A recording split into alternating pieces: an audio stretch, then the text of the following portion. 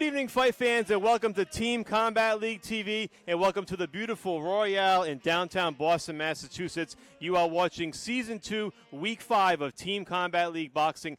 Michael Parenti joined by my broadcast partner, Peter Welch. Tonight we bring you the hometown team, the Boston Butchers, looking to keep their perfect record intact against the Los Angeles Elite, who come in with a loss on their record, looking to get into the win column for the first time in 2024. So much at stake for both teams tonight. We thank you for joining us for free on this YouTube preview for the first 8 fights and later on in the night on Team Combat League TV. Now, however, if you are new to this concept and haven't watched us before and you're tuning in for the first time, you're probably wondering, what is Team Combat League and what's it all about? So with that, we're going to send it to the president, Dewey Cooper, for an explanation of the TCL format.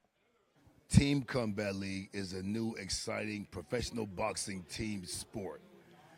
The fight format for Team Combat League guarantees explosiveness, adrenaline, and excitement. There's a 24-round competition between 2 teams from different cities, and each individual round is a new individual matchup. The first 8 rounds are called the lunch rounds. We're lunching the competition off. The middle 8 rounds are called the middle rounds, and the last 8 rounds from round 17 through 24 are called the money rounds. Each round is scored individually, new matchups every round, and the team with the most points at the end of 24 rounds wins the fight. There's nothing more exciting than Team Combat League. So, Peter, there you have it. Team Combat League Boxing, a brand new concept, 24 fights, 1 round each. It's nonstop action from start to finish. Now, you and I sat ringside in Boston on April 11th when the Butchers defeated DC Destroyers. Very close matchup that came down to the end. Many of those stars that were on the card that night will not be available tonight. It's a very interesting dynamic for the Butchers. One of them being Melanie Costa, who stole the show in the money rounds. She suffered a bad cut in her victory. She's going to be out. Mike Fontanez and Thomas O'Toole, both who had big wins in the middle and money rounds, are also off tonight because they're going to be on the May 11th card. So, Peter, take us through the concept tonight. If you're the Boston Butchers, you're putting in some new faces, which we'll get to later on. But who do you think is going to be the biggest loss for the Butchers tonight? Fontanez and Costa. I think those two matched up well. They could handle their own and put points up on the board is what they need. So there's a lot of unknowns on the L.A. team as well with the Cubans and the Mexicans. So there's a lot to be sorted out, so to speak. This is one of those matchups where you don't necessarily know what to expect until the bell rings. Now, we mentioned the Boston Butchers have some players that are out, some fighters that will not be on the card tonight. 8 of their fighters tonight will be fighting twice. That accounts for 16 of the 24 rounds. And as we know, if one fighter gets hurt, suffers a cut, or gets knocked out, he or she is out for the next fight. That could lead to an automatic point for the other side. So it's going to be very interesting to see if that affects how those 8 fighters fight. Huge loss, a similar dynamic in the last show where 2 fighters are out. We could count on those points for the Butchers. We'll see how that works out tonight. You're right, Peter. Last time out, the Butchers got 2 automatic points in the money rounds, which helped guide them to victory in the end against the DC Destroyers. So much at stake, as we said. Our ringside correspondent, Ron Borges, had an opportunity to catch up with both head coaches. Let's send it to Ron. We're here with Edgar Jasso, the head coach here of the LA team. It's 3,000 miles from home. What are you expecting tonight, Coach? Man, we're expecting fireworks. You know, these guys are ready. You know, they're motivated. They train hard. They know what to expect. You know, so, you know, we're ready to rock and roll. Now, do you know much at all about the Boston team? You know, they're 1-0, but they have 3 guys out with cuts and a couple other injuries. So what's your preparation going into this? Of course, you know, we like to study, you know, our opponents, and we know what they bring. We know that they're tough. You know, I knew that there were some changes were made, and we also made changes ourselves. So we're ready, man. We're ready to go. What do you think about this whole Combat League format? You know, it's different than obviously than regular boxing. And if you're a slow starter, this is the wrong sport for you. You know what? I love it. I love the concept, man. I love, you know, where it's going. You know, I think it's very interesting, and we love it, man. You know, everybody's here to fight, and everybody's here to please the crowd and give a good show. Do you have to coach your fighters a little bit differently in this kind of fight from a normal 8 or 10 round fight? You know what? The thing is that, you know, we brought all these guys, you know, 'cause there's some of our guys that are in the league as well, some that are not.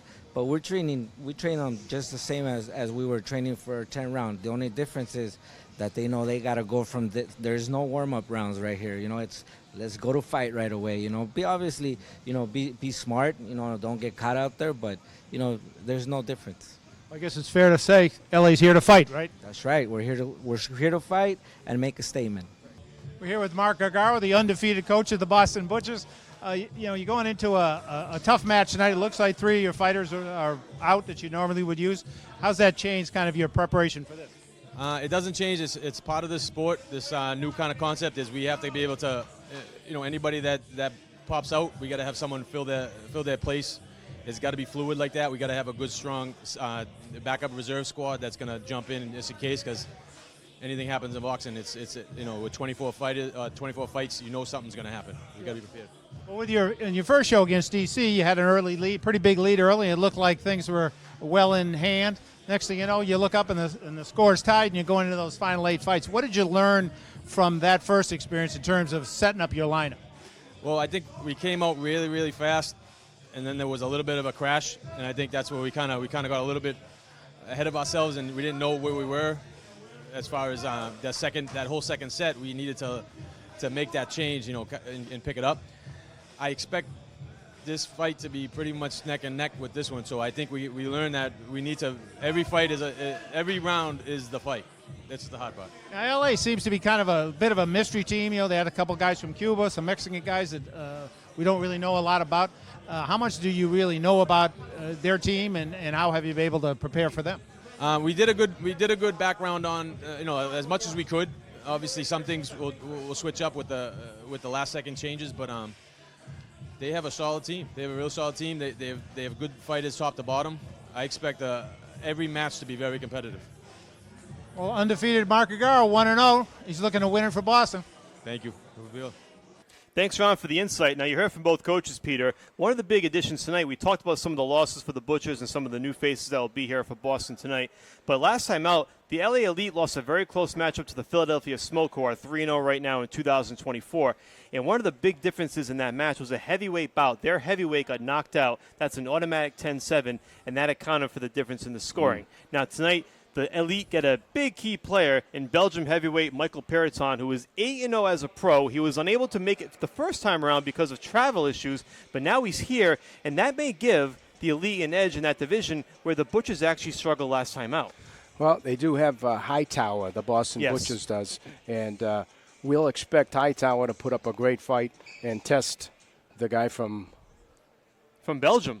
Belgium, yeah. It's going to be very interesting. D. McEdmonds, nicknamed Hightower, or Joey Edmonds, a couple of his different aliases. He makes his Boston Butcher debut tonight. He has 2 matchups against Periton. That's going to be very interesting. Those could be key swing points going either way for the Elite or the Butchers. And also, too, Peter, one thing that I've noticed, you and I both talked about this before the broadcast, the amount of international talent on the Elite. A lot of Cuban fighters, a lot of Mexican fighters, guys who had big amateur backgrounds. Can that be tough from the Butchers from a scouting standpoint with not knowing what to expect? Absolutely, and you got to bank on the fact that if these kids had over 100 fights, that's experience in the bank that they're going to bring for one round and really get to capitalize or exploit maybe somebody's lesser experienced it's going to be very interesting. lineage. You have an 0-1 Elite team hungry for a victory. The Butchers in front of their home crowd in Boston, they want to get to 2-0, and it's a totally different dynamic from April. That's the beauty of TCL. So, Peter, with that said, we're going to send it down to our ring announcer, Patrick Sullivan, who has your official introductions for tonight's match. Ladies and gentlemen, welcome to Royale, Boston for Week 5 of Team Combat League. Tonight, the Boston Butchers host the Los Angeles Elite. Before we meet the fighters, I'm joined here by TCL President Dewey Cooper. Dewey, you might be the busiest guy in all of boxing. You're Francis Ngannou's coach. You're now Mike Tyson's coach. So you've got a lot going on. You could be anywhere in the world right now watching boxing, training boxing, being in a boxing fight. But you chose to be in what I think is now your favorite city, Boston, Massachusetts. Tell everybody here watching at home and here at Royale why you chose to come to Boston. First of all, thank you guys. First of all, I'm here because Boston rocks. You guys were our first sellout. You guys sold out TCL before anyone did. And I can see by the crowd already before we even began, it's going to be the same thing tonight. You guys have a wonderful team, great fighters, tremendous coaches. Jimmy Bergfield is legendary and historic. We couldn't be in a better place. Thank you guys so much. I appreciate each and every person in this building for being here. You asked me, where would I rather be more than Team Combat League? Nowhere in the world. And tonight, we got the best of the West versus the beast from the East. It's Team Combat League, Boston versus LA. Let's go! Now, do I know you have to be impartial, but I might see you chanting Beat LA later tonight. Ladies and gentlemen, we are ready to get underway here. Let's meet the visiting team, the Los Angeles Elite.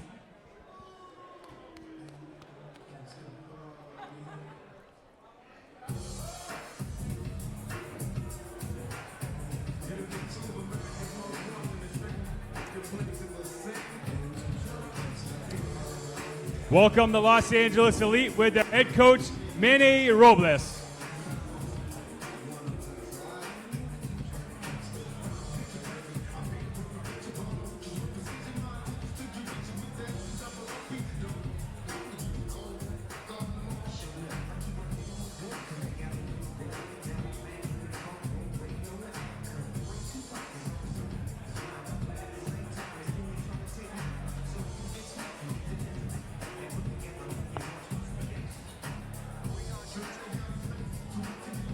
Yeah.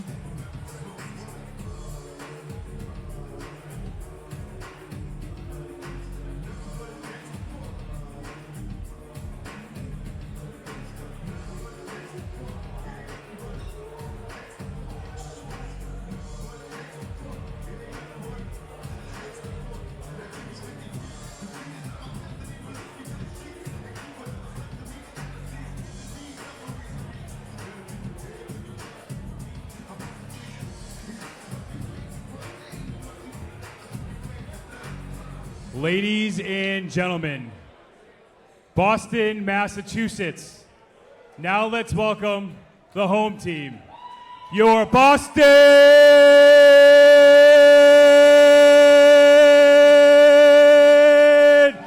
Butchers!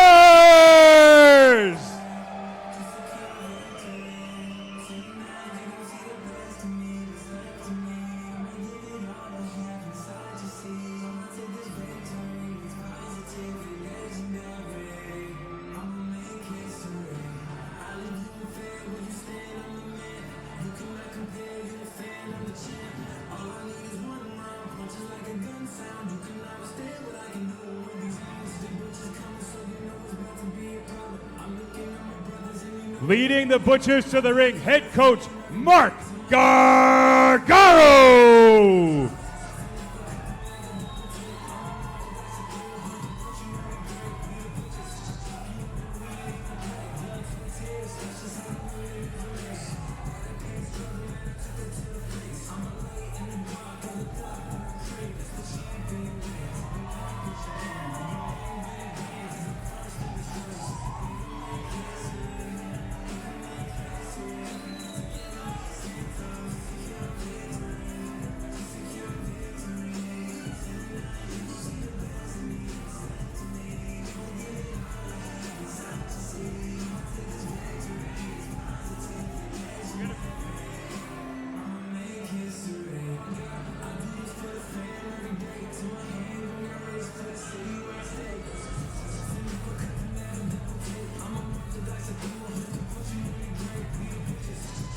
And ladies and gentlemen, let's welcome tonight's Celebrity Butchers, New England Patriots linebacker Brandon Spikes.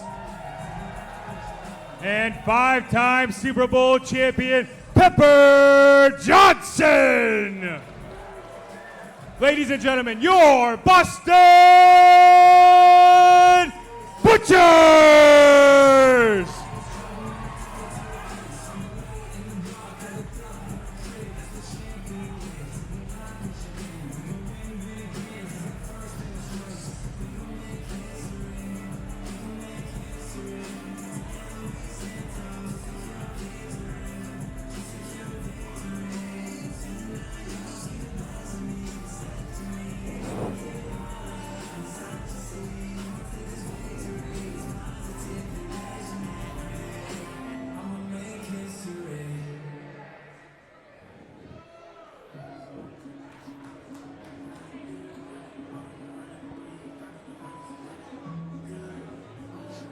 All right, fight fans, here in a sold-out Royale Boston, the city of champions.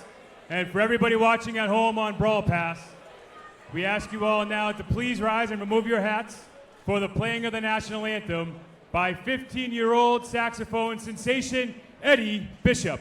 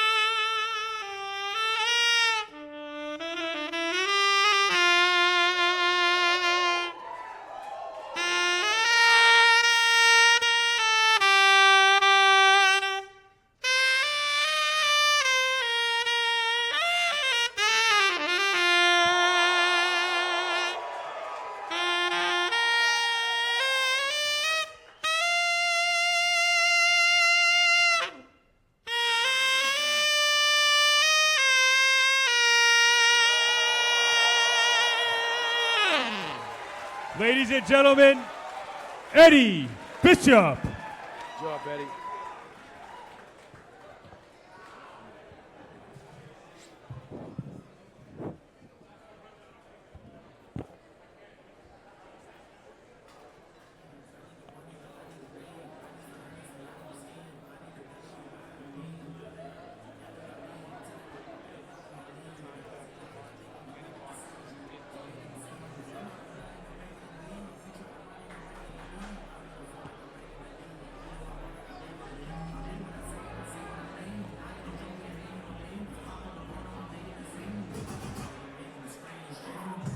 Let's welcome the first fighter to the ring from the Los Angeles Elite, Osvaldo Caballero, and for the Boston Butchers, Irvin Gonzalez! Welcome back, fight fans, to Team Combat League TV, Week 5, Season 2 of TCL Boxing. Michael Parenti once again joined by Peter Welch. And Peter, you see Irvin Gonzalez from the Butchers about to start things off. He opened the show in style last time. Sure did. He took control of that fight, made quick work of the guy, and he's in tough tonight. I think, you know, there's a lot unknown about the Cuban fighter, and with what we could come up with, 70 amateur fights, yeah, high-level guys. Osvaldo Caballero, born in Cuba. He had 2 fights on the April 10th matchup against the Philadelphia Smoke, and he went 1-1 in those. Now he's 5-0 as a pro, and like you mentioned, Peter, Cuban boxer, 2019 Pan Am Games gold medalist, bronze medalist in the AIBA World Championships of Boxing. So this is a very stacked resume for a fighter as young as Caballero, who only 28 years old, against Irvin Gonzalez, who also 27 years of age with a lot more experience as a pro. So I would think it's going to be tougher sledding this time as the bell rings for round number 1 for Irvin Gonzalez and Osvaldo Caballero.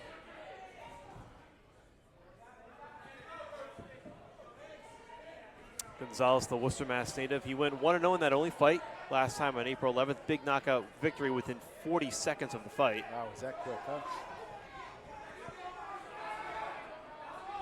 It's like a little bit of a feeling out process. Got caught with a quick left hook there. Is there a reoccurring trend among Cuban fighters that you've noticed over the years? Reoccurring trend?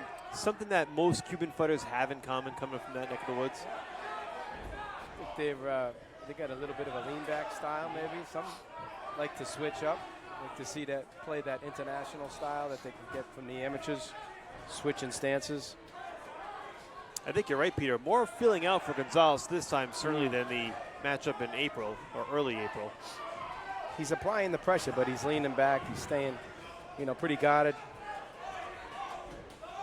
Last time out, Gonzalez scored that big knockout, got the Butchers off to a 10-7 lead early on, and they carried that until the middle rounds when the Destroyers clawed back into it. But the Butchers came out with the win this time. Action picking up here now, Peter. Yeah, Gonzalez is hitting him with some clean shots. I think they're exchanging. They're putting some, putting something on those shots. Gonzalez, as we mentioned, more experience as a pro. He's 16-4, 12 KOs on his record as a pro fighter.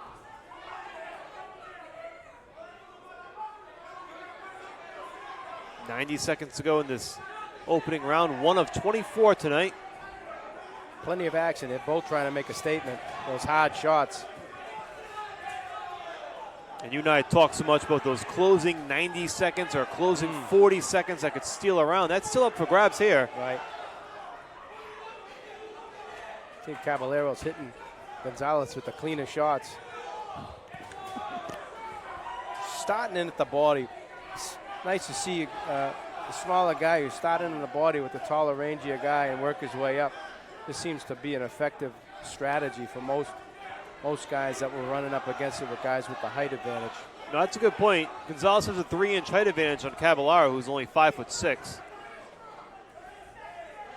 30 seconds to go here in this opening round. Irvin Gonzalez. You see that little international style starting to slip and be slick. This may very well be a round that Caballero took control of in the last 90 seconds or so.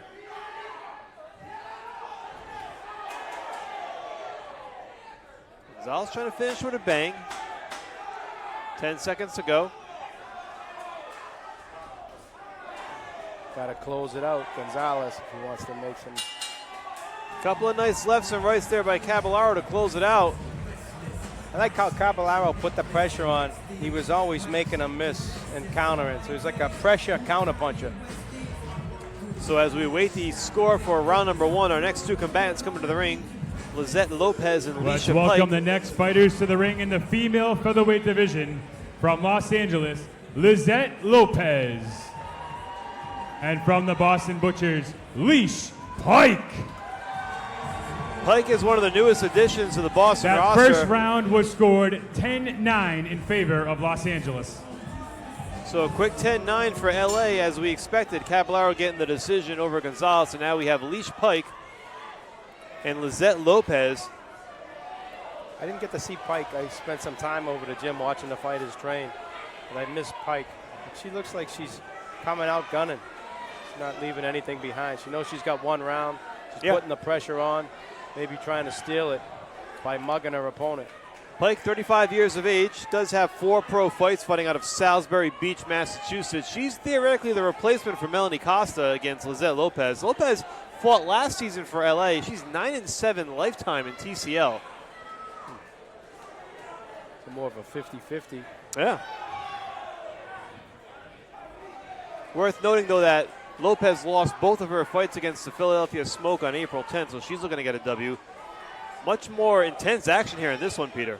Yeah, I think Pike's putting the pressure on, making it hard for Lopez to set up. Once she steps off the gas, though, look for Lopez to start hitting Pike with some cleaner shots. And you wonder if Pike just trying to empty the tank here. She hasn't fought as a pro since July of 2023. Yeah, she's walking into a new thing, nervous energy. She comes out, tries to get the jump on him. Maybe she hurts Lopez. But I think she's starting to gas out a little bit. You mentioned, too, Peter, in the last broadcast how some fighters have found a new life with TCL, and Lopez is one of them. She had her last pro fight in 2016, then jumped on board 7 years between with TCL and has found this new home here in this format. I think it's a great opportunity, especially if you're inactive. You know, you're fighting for one round, you're fighting with your team. It's a different energy. Get that camaraderie and really give you a new insight and a spark in your career. Final minute here. A lot of times these kids run up against it, some hard times, maybe in and out of the ring, and something like this would re-inspire the kids and get them excited about fighting again, reinvigorate their career. I think you're right, because going back to the pro game is something you already know. Right. Something that maybe you weren't successful at, but this is a whole new venture, and you're right. It rejuvenates the fighting spirit. And for Lopez, well on her way here now to her 10th win in TCL as Pike is now bloodied and battered. I got to give her credit. She's game. Pike is still putting that pressure on, but you could see Lopez, when she gets that distance, she can put the cleaner punches together. And this was one of those factors we talked about, some of the missing combatants for the Butchers. Pike, a last-minute replacement here in week 5, matchup number 2 for the Butchers, and she's getting the worst of it here from Lopez. I give her a lot of credit. She keeps coming forward. She's going with what she has, and that's a ton of heart. So it looks like here with these final 10 seconds, by all accounts, Lopez will get the W here, and the Elite will have a nice 2-point advantage as we get ready for the next lightweight bout. So a very good round there for Lopez. Good. You like to think that effective aggression will work to Pike's favor. Let's see what happens. There's some replay action, Peter. What do you see here from Lopez? Clean left hand. Lopez coming back, keeping that distance. She's got Pike coming in with her head down, so she's able to take advantage of that. Let's welcome the next fighters to the ring in the lightweight division. From Los Angeles, Daniel Morales. And from the Boston Butchers, Alejandro Paulino.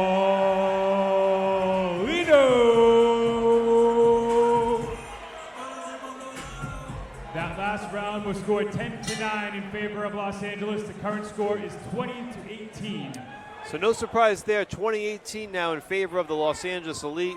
Alejandro Paulino, one of the best bets for the Butchers to try to get them on the scoreboard here. This kid looks pretty sharp, Morales.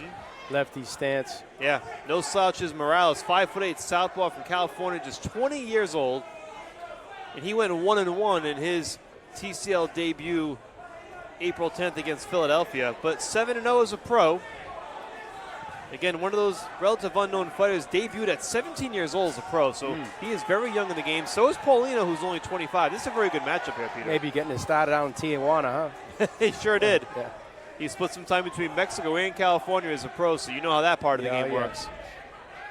Pretty slick. Butchers really need Paulino here to get him a point. Yeah. And he did a good job last time. He won his only fight on April 11th against the Destroyers, but he's in tough here against Morales.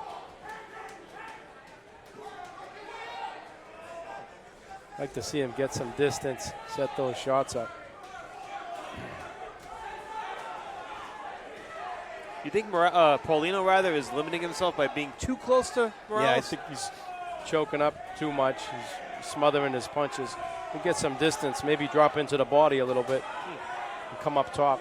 You're fighting against a decent lefty. Morales is controlling that distance pretty good. Morales looks sharp 90 seconds into this round. Trying to get the Butchers, or trying to get the lead right hand to the body, come up top with a left hook just to get his head out of the way, right? Get out of the range of that left hand. Like that. Even if he hits him in the chest, just drop in. Well, Paulino trying to take some of your advice, Peter, fighting back strong here in these last 10 seconds. Again, the Butchers really need a W. You don't want to fall too far behind early. No. Now, you can get back into it, but you can't let Morales have that distance either. Let him stay on the outside like that. He's sharp, he's quick, and he's a lefty. There we go. Paulino's fighting back a little bit on the inside. Paulino may there really goes, need dropping in there. more of this in the final 45 seconds, Peter, to take this round. Right there. Here we go. I like the way he fought last week where he get his punches off and then step over, get that angle, come in again. That That slick southpaw Morales, though, now he's coming back. The left-handed stance might be the difference. Final 20 seconds here. This third bout, third of 24 on tap for tonight. We remind you that you're watching us free on YouTube right now, and hopefully you join us on Team Combat League TV for the remainder of this card. That includes the middle and the money rounds. Oh, here we go. Paulino with a double left hook. Good job by Paulino in those final seconds. Good, strong finish. Is it enough, though? Right? Yeah, that's what we're going to find out. Will that be enough for Paulino? The Butchers could really use a round in their favor after dropping the first two. Take a look here at some of the action, Peter. They're not leaving anything behind. They're letting their hands go. They're giving it everything they have. Martin. You know, I just think Paulino got off to a rough start. Luna. You got to wonder if the strategy falls into effect like they did last week, where they're stacking the deck in the middle. It looks like LA is stacking the deck at the front end. In favor of Los Angeles, the current score is 30-27. So LA gets another round. Morales getting the 10-9 edge, so now it's 30-27. Here's a very interesting one, Peter. Ryan Martin, and once considered a blue chip prospect at the age of 20, 28 pro fights against Kino Luna, who has nowhere near the same level of experience. Only 2-0 as a pro. So this could be an opportunity for Ryan Martin. Martin actually lost his 2 fights against the Philadelphia Smoke last time, which is a big surprise to me. This is a fighter who's been in with some of the best in the world. So Luna's going to have to be very careful here in these next 2.5 minutes. Well, he's got that big body, Luna, controlling that distance, coming in behind the jab. So that's a good start for Luna. Nice right hand by Luna, putting the pressure on. Here comes Martin now. Got to be careful on the inside. He's got that control from distance, so he should stay right there in Luna. Luna won his only fight in the Butcher's season debut. And you're going to see Martin doubling up on that left hand and taking advantage of that inside work. It's very interesting. Sometimes the more experienced fighters don't fare that well in this format. Yeah. And Martin's one of them. He struggled against Philly. This fight's been very close thus far against a less experienced fighter. Well, you got to think it doesn't allow them the time to get in that rhythm and set their punches up, set their combos, get into a flow. Do you think it's harder for the veterans to break from those old habits? It could be. It could be. Yeah. You get set in your ways, and you know it's hard to break. Whereas if a young kid's coming out of the gate, he's got that young, fighting spirit. Will just come out and let it all hang out. Luna, I'm sure, sensing the urgency here with the Butchers down 30-27, would love to get Boston a round back and start to climb their way into it. You could see Martin has that potential, that sharp punches, just not catching a break. Martin's only lost 2 pro fights. That was against Robert Easter Jr. and Josh Taylor, 2 of the best in his weight class at that time. So this is a very seasoned pro. Looks like the size of Luna is giving Martin a hard time. Well, you see a guy like that, they're going to try to mug the other guy just to kind of make up for it, for what those detriments are, the deficits. In an 8-round fight, 10-round fight, you would certainly give the edge to Ryan Martin over Aquino Luna, but this is 1 round. Yeah. Anything can happen, and so far, Luna's proving it. Effectively aggressive, right? He's stepping forward, he's landing clean shots. Ooh, little slip there. He's doing a little wrestling.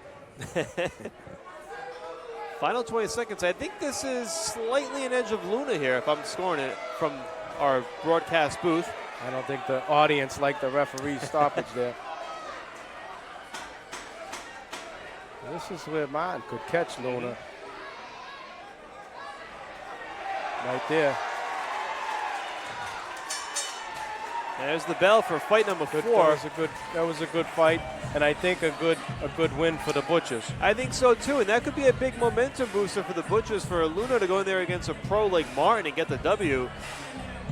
A big turning point there, being down 4 points, and maybe instead of just being down 2 at this point. Let's welcome the next fighters to the ring in the female welterweight division from Los Angeles, Maricela Cornejo. And for the Boston Butchers, Amelia Moore.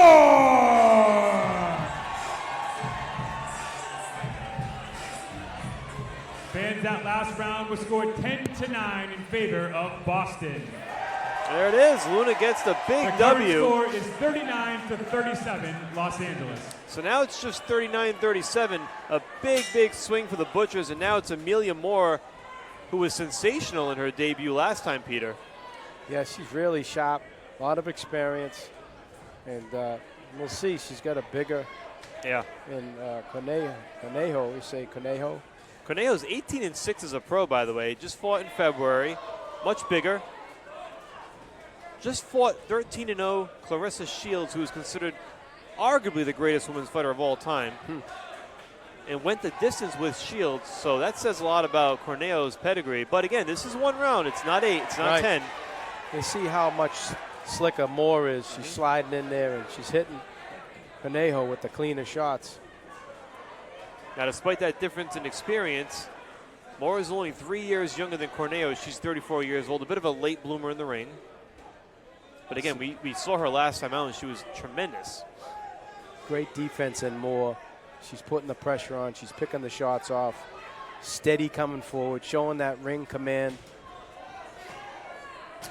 This is Cornejo's TCL debut. She was not a part of the elite last year.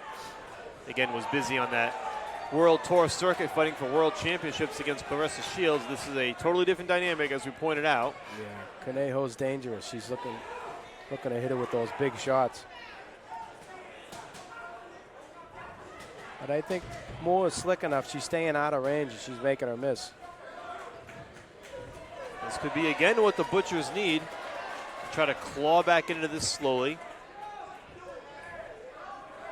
And that's the beauty of this format, Peters. You can drop the first 3 fights, but you get a victory here and maybe a knockdown, and suddenly you're right back in it. Well, you see the coaches will start to strategize and stack their fighters in a certain way up against the other guys. That's when you don't think the fights are going on. It's down to the fighters, but there is some strategy and some tactics from the coaches involved. It's worth noting, by the way, that we saw Irvin Gonzalez and Osvaldo Caballero. They're going to fight again in the money rounds, and Amelia Moore and Cornejo are also going to fight again to kick off the money rounds later on tonight. So that's an interesting dynamic of rematching the same opponent. You get that first 3 minutes to see what they're about, and that could really stem the tide second time around. So something to keep an eye on. And you'll see the confidence will build, and say, like a Moore, if she wins this fight, she'll look to exploit maybe some of those openings or weaknesses on Conejo's part. Final 20 seconds here. I'm not sure Cornejo has done enough. I think Moore has controlled the pace here. She definitely has. Hit her with the cleaner punches. She's coming forward. She's making her miss. So she's showing that ring command.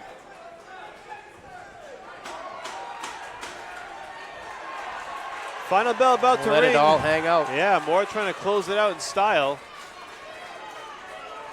And there we go. So another good round for the Butchers. By all accounts, I think Moore gets this one as well, and now the Butchers are right back in it again. Right.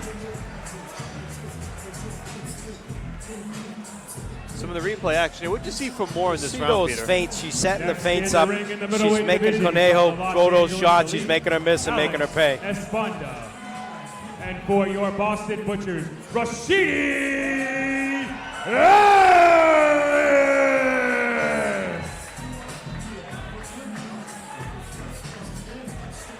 And that last round was scored 10-9 in favor of Boston.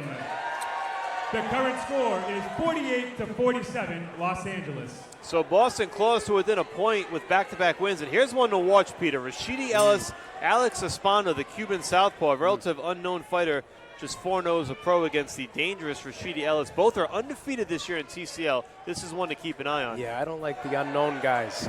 So Rashidi got to jump right on this kid. Just make a statement early. And these guys are going to go at it again in the money round, so we're going to get treated to this one twice, which I love. Speedy Rashidi. Don't let the kid set up. I'll tell you, Esponda's tall.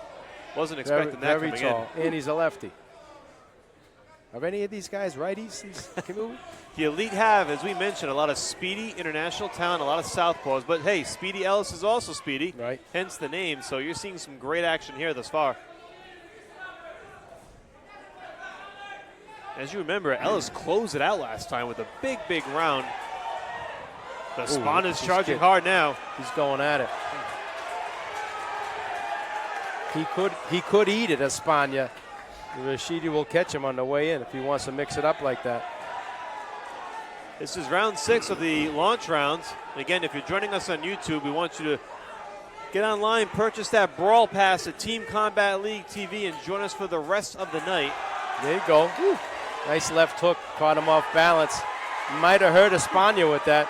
Tell you what, that's the sharpest punch of the night. Rashidi Ellis possibly bringing this one in his favor. Yeah, at least he wobbled him anyways. 90 Got seconds his to attention. go. Love to see this one for 10 rounds. Right? At least we get 2. They'll rematch again in the money rounds. If you want to see it, make sure you join us on Team Combat League TV. Get that Brawl Pass, $7.99 a month. Just don't like Rashidi staying on the ropes like that, letting Espana get off. Doesn't look good in the judges' eyes. Although we know as we're watching, Rashidi's hitting him with the sharper shots. The judges may not see it that way. It's a good point. It's all about preference and what judges look for. Certainly different from sometimes what you and I are looking for. Oh. Well, they've been tangled up a lot, so no surprise these two hit the deck. Obviously not a knockdown. I think you're going to see that in this sport because they're giving it their all, and they're throwing, off-balance punches.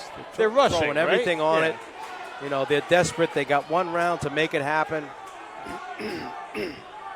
Final 30 seconds. Michael Parenti and Peter Welch bringing you all the action from the Royale in Boston here. Week 5 of TCL boxing.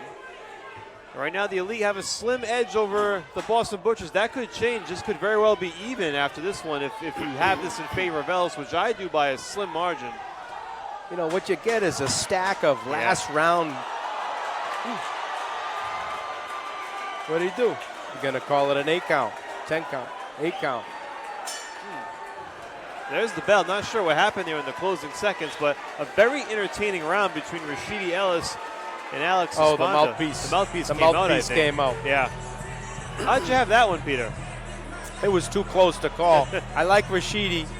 Espana got some good shots from distance, had Rashidi on the ropes. Like I said, I don't know how the judges saw that. I see Rashidi winning Now it. entering the ring in the light As Rashidi heavyweight made a division miss, but from do the judges see that?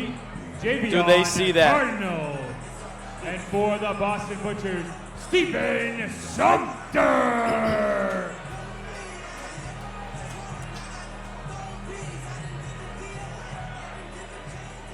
Wow. Fans, that last round was scored 10-9 for Boston. Yeah. The score is now tied at 57-57. Wow. Another big one, Peter. Yeah. Ellis gets them on the board again, so 3 consecutive rounds in the bag for the Butchers, and now we're all even at 57. I had no doubts the fights would be great, but I never thought I'd be pulled into the scoring the way I did.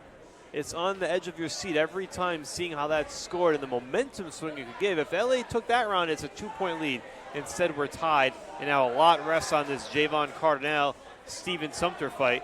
And by the way, Sumter making his TCL debut at light heavyweight tonight. As we mentioned, Thomas O'Toole, Mike Fontanez not available, so Sumter is one of the replacements. Pretty solid lefty. Good power in that left hand. 30 years old from Lawrence, Mass. He's 9-0-1 as a pro. Cardinal won his only fight against the Philadelphia Smoke on April 10th. Big 6'5" Orthodox from Long Beach. He's 5-0 as a pro, so 2 very good light heavyweights tangling here. And a big swing round, Peter, as we get toward the end of the launch rounds. I like how something's going to the chest, going to the body with that left hand. If the head's not there, take the body. He's hitting him right in the chest every time.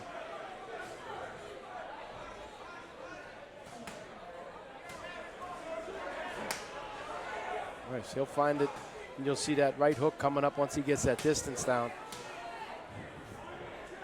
Now, Sumter and Cardinal will not be rematching. They're one of the few who do not go in the ring twice tonight, so they can leave it all hanging in the ring right now. I like to see Sumter press a little bit, come forward, instead of giving that advantage to Cardinal with the distance and the range. That's tough. We talked about that in the last broadcast, that fine line between being careful but being aggressive when you have to. Right. I think as long as the kids are stepping forward or they're showing that they're making an attempt to step forward, use the feints to draw the guy out, make him miss, make him pay. There comes Sumter charging with Cardinal against the ropes. Final minute of this 7th round and the next to last round of our launch rounds before we take a quick break. And so what we do know is this one's going to be close. It's even right now, and by all accounts, it will likely remain close going into these middle rounds. It's a very evenly matched contest between both teams. It looks as if Sumter's confidence enough that he's ahead on points in this round. Starting to lay back a little bit. Box, feel himself a little bit.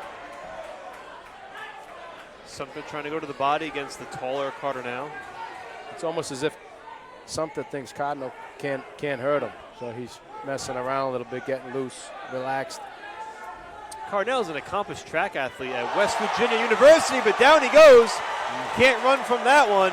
That was Huge clean. knockdown for Steve What a Sumter. setup. What a setup. And now, at worst, it's a 10-8 round. Sumter could make it 10-7 if I he think can he's close going to out. stop him here. Yeah. Oh, another big right hand, and down he goes again. And that's going to do it. Yeah, 10-7.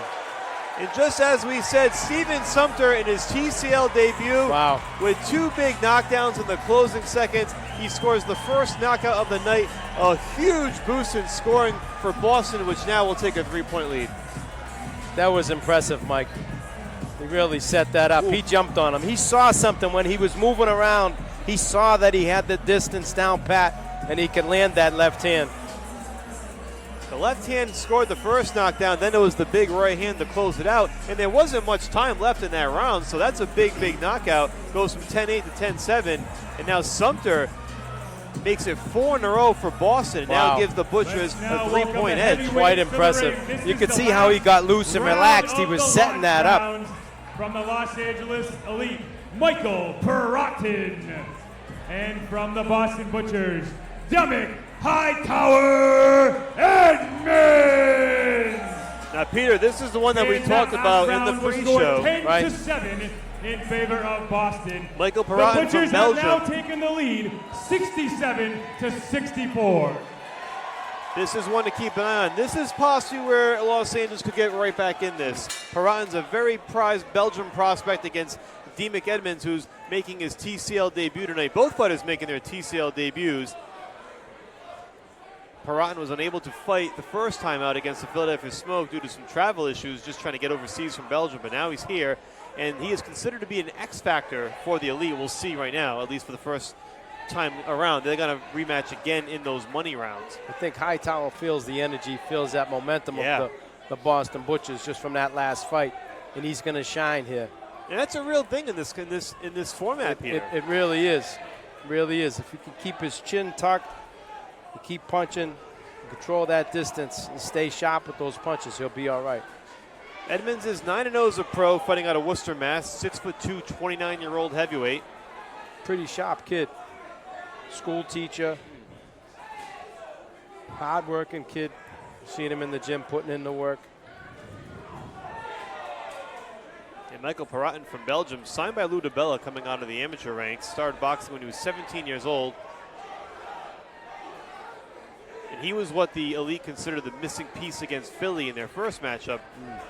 They took a 10-7 loss in the heavyweight division, and that was the difference in the outcome of the scoring. And they're hoping that Perrotin can help close the distance now. And he just switched up to southpaw. I don't know if that hurt him. It looked like Hightower took advantage of that and started landing that right hand.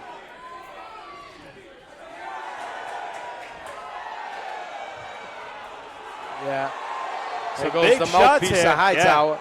Edmonds lost the mouthpiece, took a clean left right across the jaw with 1:15 to go. I think that was bad for Edmonds because the momentum was in his favor until that exchange. So no mouthpiece.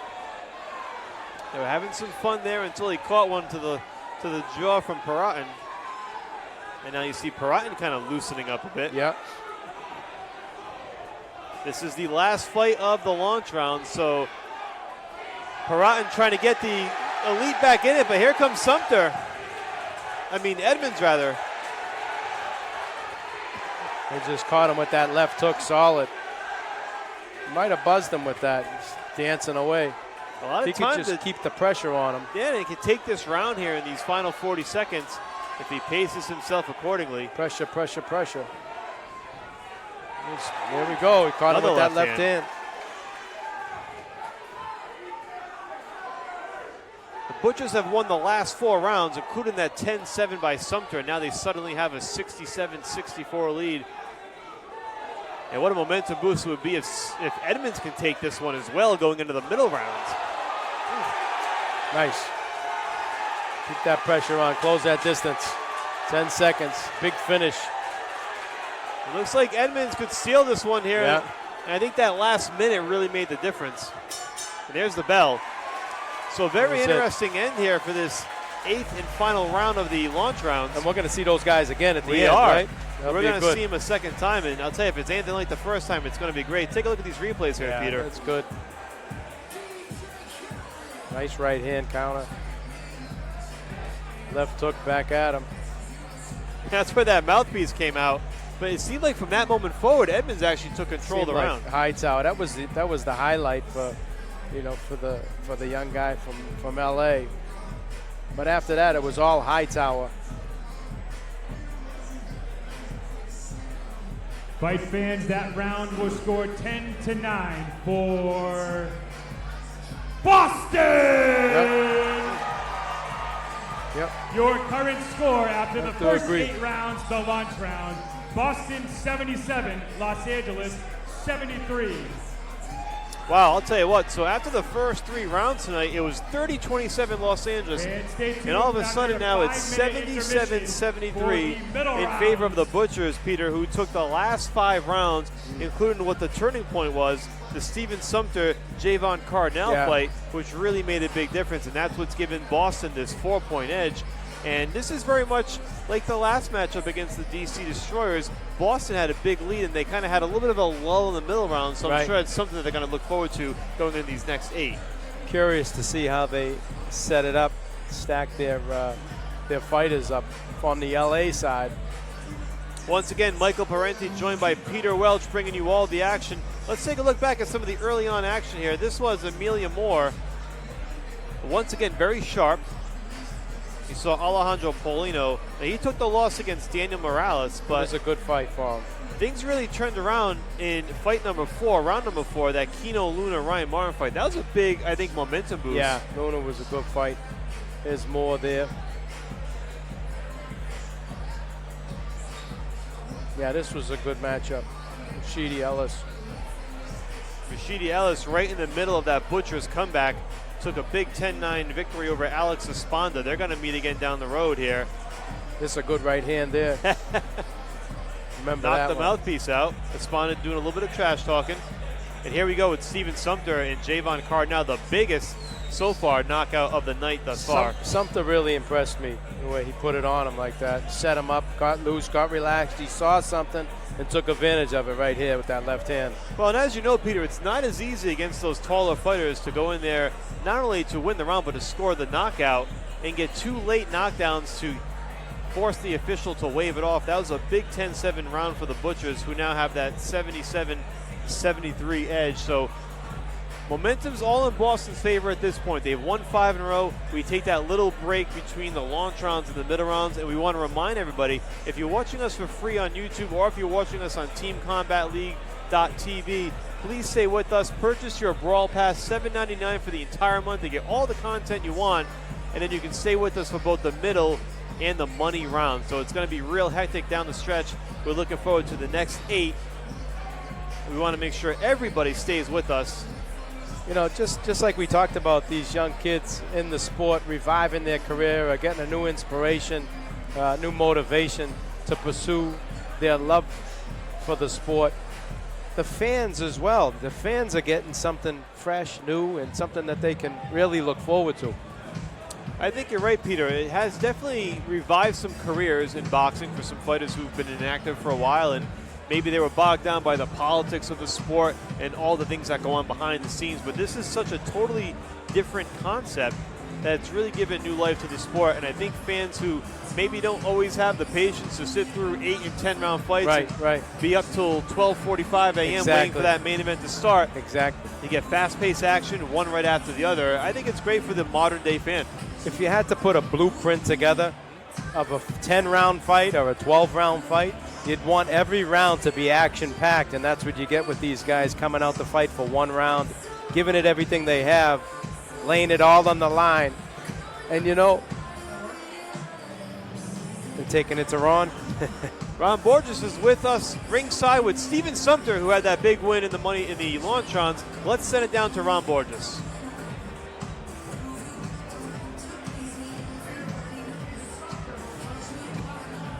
Big trouble, and all of a sudden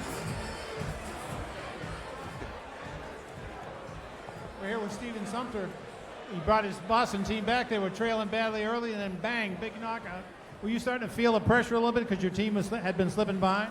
No, I don't think I was feeling any pressure. I just knew I had to go in there and do, you know, what I planned to do. And it appeared that what you planned to do was go after him. I mean, yes and no. My plan was to move around, bait him in because he's the taller opponent. So I just had to get him to come to my range, and I was going to take my shot. Yeah, it looked like early on you were feeling him out, which in a one-round fight like this, you can't really do that. And then when you saw that opening, you jumped on him. What exactly did you see there? Honestly, I just saw that he was, you know, falling from my feint. So I just, you know, fake a little bit, fake down to the body, and then come over the top. And it looked like you knew pretty quickly that he was hurt and in trouble. You jumped on top. Absolutely, you got to take the chance when you. Well, you know, early on, Boston lost those first 3 fights, and then you battled back, and then you gave him the big lead, which is the beauty of combat league. You can go from behind to ahead in a hurry. Once that fight was over, what did your teammates tell you when you got back? They were just telling me good job. They said good job. That's Steven Sumter, knockout specialist. So there you have it, Ron Borges with Steven Sumter, who scored the first and so far only knockout of the night here in the Lontrons, that big win over Javon Cardinal. And I'm with you, Peter, on the momentum factor. The Butchers were surging at the time. Sumter went in there, got the big knockout, and it even carried over for Hightower, D. McEdmonds against Michael Periton, because we looked at that fight and possibly that heavyweight advantage for the Elite tonight, but they've already dropped the first heavyweight fight, and perhaps Edmonds just feeding off. It's like a great pitching staff in baseball. One guy throws a shutout one night, the next guy wants to go out there and outdo him, and I feel like there's that slight internal competition in a healthy way, right? Well, you talk about the heavyweight from Belgium coming in and make a splash, and of course Hightower's defending his home turf. He's going to come out and put up his best, and he did. And I think going into the next fight, Hightower has an advantage. As long as he keeps his wits about him and he stays sharp and doesn't make any mistakes, goofing around, he could get the win the second time. So we're just about to get ready for the middle rounds. We're going to feature 16 new fighters in these next 8 All right, bouts. Boston, Massachusetts, Royale, Boston, and everybody watching at home on the Brawl Pass, who's ready for some more boxing? Welcome the next fighters to the ring in the featherweight division from the Los Angeles Elite, Andre Sosa, and the Boston Butchers, Michael Valentine. Here we go, Andre Sosa making his TCL debut against another TCL newcomer, Michael Valentine from Providence, Rhode Island, just 24 years of age. Here's a fighter who turned pro at 18 years old. And if you don't know the Michael Valentine story, he was born with a rare intestinal disorder. He has fought his entire career with a colostomy bag, which is an amazing story. He's become a strong advocate for those who suffer from the same condition, also a strong anti-bullying advocate, not only in Rhode Island but nationwide. And Valentine comes in here. Now, this is his first fight since November of 2022. And he's only had one fight in the last 5 years, so perhaps this one-round format is good for somebody who may have a little bit of ring rust. Absolutely, especially young kids coming up to be going up against a little bit better opposition. You only got to do it for one round, so you can make anything happen in a round and stay safe, but still get the experience. Now, Hector Andre Sosa, he's 28 years old, born in Argentina, now fighting out of Los Angeles, 16-2 as a pro. So he does have the edge and experience over Valentine, but Valentine's sharp, younger, a little bit faster. Once again, I want to thank everybody for joining us on Team Combat League TV. If you've stayed with us, subscribe to your Brawl Pass. You will now get to watch the final 16 bouts, including these next 8 in the middle rounds. Michael Parenti, Peter Welch, and our ringside correspondent Ron Borges bringing you all the action tonight. Butchers looking to keep it going. They've won the last 5 rounds. They have a 77-73 lead. Valentin looking to keep the momentum going for Boston.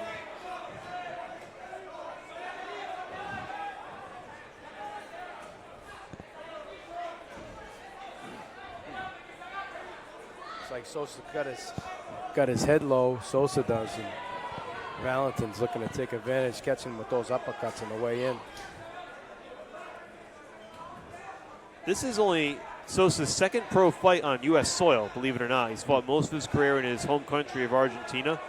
Had a loss against Christian Cardo in Philly in 2019. Very good Philadelphia prospect.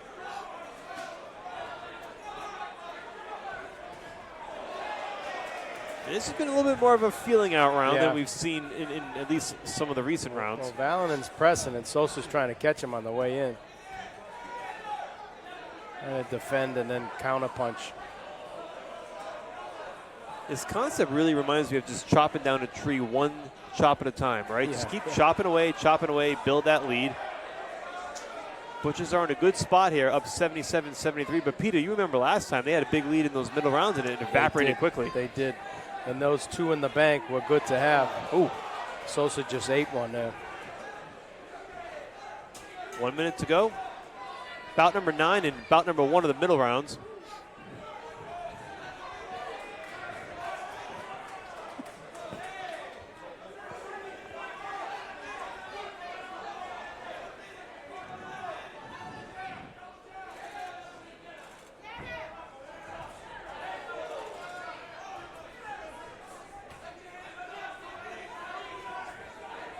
Valentin trying to keep it going for Boston, which has won the last 5 rounds, including that big Steve Sumter knockout. See if they can get a good start here in the middle rounds. Not a whole lot of action in this fight, so still some time here, 22 seconds, Peter, to do something. I think Valentin's doing enough to win to get the victory. Sosa's turning it on now. I think once you get that momentum, you got to keep it. You can't give it up. You only got 1 round. So, to Valentin's credit, if he could finish out the round and learn some. There's the bell. Now keep in mind, these next 8 fights in the middle rounds feature all new fighters. Sosa giving a little playful shove to Valentin on the way out of the ring. Well, Sosa was getting a little cute with him. Some replay action from this round. Valentin, I think you're right, was the aggressor. Yeah. Let's welcome the next fighters to the ring in the female featherweight division. Are those From 2 the going to LA fight again? Elite, No. Jade Thompson. And for the Boston Butchers, Shelly Vincent!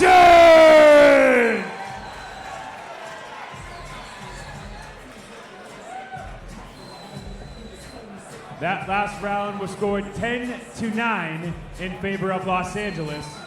Oh, The so current Los score Angeles is 86-83. getting the Boston. nod. Hector Andre Sosa, in the eyes of the judges, did just enough, so he gets the 10-9 round. That pulls Los Angeles to within 3. And here's the big opportunity. Shelly Vincent coming in, having lost her first 2 in TCL on April 11th against Brittany Thompson. Thompson also lost her only TCL match this year, so somebody looking for their first W. We'll see if it can be Shelly Vincent or Thompson. Vincent really struggled against the DC Destroyers. She faced some bigger opponents. Thompson a little bit more closer to her size and speed level. She's a tall lefty. She's going to give anybody a hard time. Vincent, as we've mentioned, 45 years of age, 27-2 as a pro, only 2 losses in her career, both to Heather Hardy. Thompson has yet to fight as a pro, so this is really her first indoctrination to the pro game. So Shelly has the wide edge in experience. But we'll see if that plays a factor here in what is just a 3-minute round, as we know. It's funny where someone like Jade can come in and have a match against a girl with such experience. You would never see this sanctioned for a 6 or an 8. And sometimes that's a crime in a sense, because you get great matchups like this where you may see 2 great fighters go back and forth in what's an evenly matched round, but because on paper it does not appear that way, it may not always get licensed. But That's what TCL does, Peter. Bring some dream matchups to reality. So you'd only see this in the gym. Sure. You know, a pro sparring with an amateur. Thompson was born in Oklahoma, now makes her home in LA. It's a big stage for her. Sure. As you mentioned, has yet to make her professional debut. She just ate one there. Vincent looks just a tick faster in this round. Looks like she has the speed edge even against the taller opponent. Nice right hand there by Vincent. Thompson's trying to be slick, not get hit. But if Vincent can press here, she can convince the judges that she's winning this fight. I like what Vincent's doing thus far, and I think this is big for the Butchers, Peter, because this was a weak spot in the matchup against DC. If it can become a positive and a strength now, that really puts him in a good position. Vincent should really press Thompson right now. Thompson's kind of loopy with those shots, and they're flopping, not hitting sharp. Shelley should really get at her, win the round. Final 30 seconds here. Michael Parenti, Peter Welch, and Ron Borges bringing you all the action on Team Combat League TV. And Shelly Vincent trying to close it out with a little flurry here, Peter. Smart. It's a good idea. You see the coach, Alex Rivera, in the corner telling Vincent to come forward, just as you suggested she do. Yeah, 10 seconds to make it happen.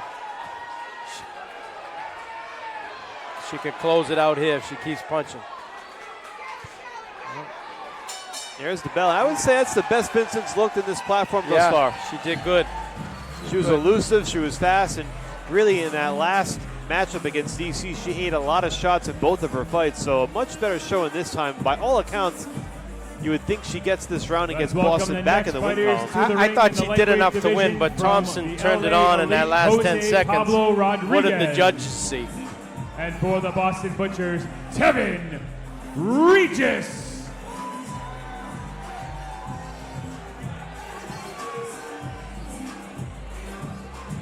That last round was scored 10-9 in favor of Boston. All right, so as the we Butchers expected, now lead 96-92. Vincent gets Boston right back in the win column with a huge victory over Brittany Thompson. Now we move on to the lightweights. Tevin Regis searching for his first win of the season in TCL against Jose Pablo Rodriguez, making his TCL debut, and down goes Regis. Looks like he caught him with a right hand. So a big start for Rodriguez in just the opening 20 seconds. Caught him off guard. This could be a big one here. Rodriguez is going to make a mistake. We'll try to close it out because Tevin can really crack. This kid can punch. That's that fine line, right, Peter, between being aggressive but also being cautious. Yeah, he's dangerous when he's hurt. A lot of time in this round, so Rodriguez scoring the quick knockdown. Don't count Tevin out. Jesus Looks Christ. like they're trying to wave it off, and they will. Who's waving it off? Give the kid a shot. Somebody got on the apron there in the corner. And it looked like he was calling to wave off the fight. Maybe the corner throwing in the proverbial towel. And that's it. So this fight's over. That's going to be a knockout victory for Juan Pablo Rodriguez. That's a big one.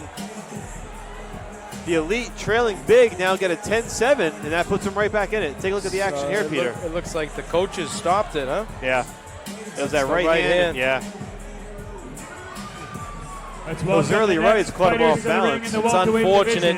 From the LA Elite, Angel Muniz. Would have liked to see Tevin get a shot at coming back and James making a statement on his own. Well, this is what the format brings, Peter, right? You need one fight to get yourself right back in it. Wow. That last round was scored 10-7 in favor of Los Angeles. The current score is 103-102 Boston. All of a sudden, it's 103-102, and LA is right back in it. If LA takes the next one, we're dead even after, at one point, Boston had a 5-point lead. So it just shows you how quickly things can change in the TCL format. And that's what's so brilliant about this this spectacle of Team Combat League. So right now, we're going to get James Perella, who won his only fight against the DC Destroyers in April, taking on Angel Munoz, who lost his only fight against the Philadelphia Smoke, 5'11" southpaw from Oceanside, California. And he comes in charging hard. This is where you're seeing that game plan. The coaches are telling these kids to come out and jump on these guys, and it's making a difference. And keep in mind, these are the guys who are only fighting once tonight, so perhaps that plays into it as well. Nothing to really preserve yourself or save yourself for. This is it. You've got these 3 minutes and you're done. This is where the coaches' strategies are coming into play. The guys on the Boston side are going to see this and start matching that attack. Munoz just 21 years old. He's 5-0 as a pro. All 5 wins have come by knockout. So it's a tough test for Perella. But Perella also a knockout specialist, 13 KOs. He's 18-0 overall as a pro. So 2 unbeatens with big punch and power. This is a very good matchup. Look for Perella to go to that body. Get that distance. He's got the height advantage. These guys are going at it. And he can crack, too. 2 big punches, leaving nothing to waste here in this. He hurt him. He hurt him.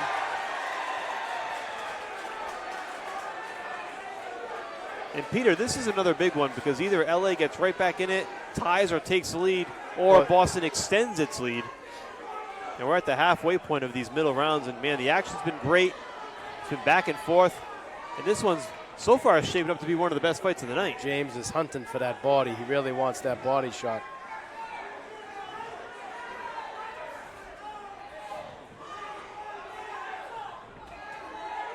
There's no feeling out round here. Like to see James get off the ropes, get that distance. 1 minute to go. Michael Parenti, Peter Welch, Ron Borges bringing you all the action tonight on Team Combat League TV. And here comes Munoz again. Very aggressive in this fight, Peter. Wow. James got to fire back.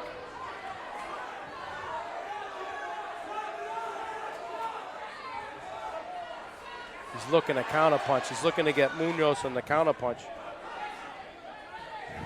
This is the halfway point of the night, round 12 of 24. Sharp right hand by Perella. Perella trying to get back into this with 30 seconds. Do something to stem the tide. He's got the firepower to do it. He's just got to catch Munoz in the right spot. That's where those 13 knockouts can come into play. You can sometimes tap into that well when you need it. And they need it right now.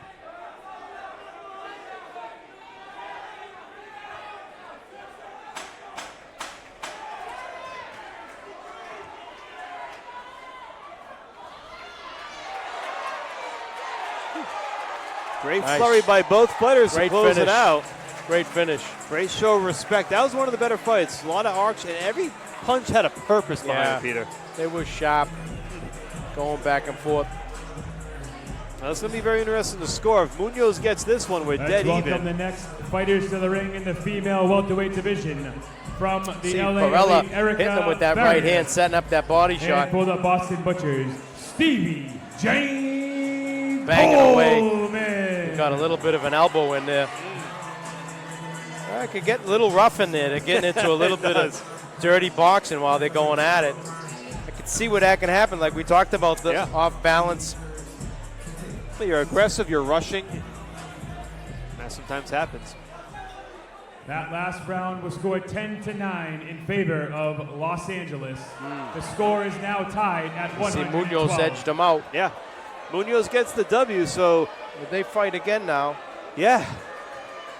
Well, Stevie Jane Coleman making her season debut. She was supposed to fight in April against the Destroyers, but her opponent was injured in her first fight of the night, so Coleman got the automatic W. You could see this, Mike. This is the game plan. Yeah. Their coaches told them to get right out there, jump on them, put everything you can on them.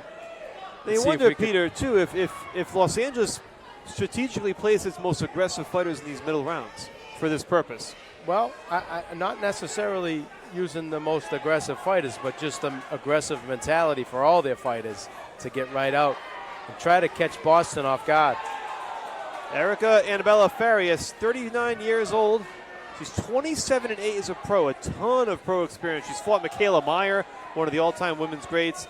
She's fought Jessica McCaskill twice. She fought world champion Cecilia Brockhouse in 2017. So this is a tremendously experienced fighter. Coleman has a work cut out for her. And on top of that, the momentum's now favoring Los Angeles. Yes. They've won 3 of the last 4 in these middle rounds.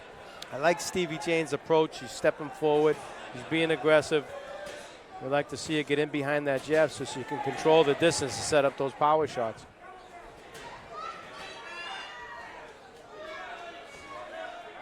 Coleman, 23 years of age. She's 5-1 as a pro.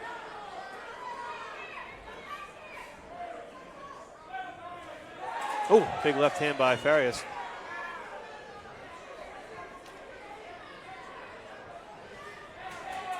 Best part about this too, Peter, after these middle rounds, we get 8 rematches down the stretch. Where the Something to look strategy forward really, to. starts to play into it now.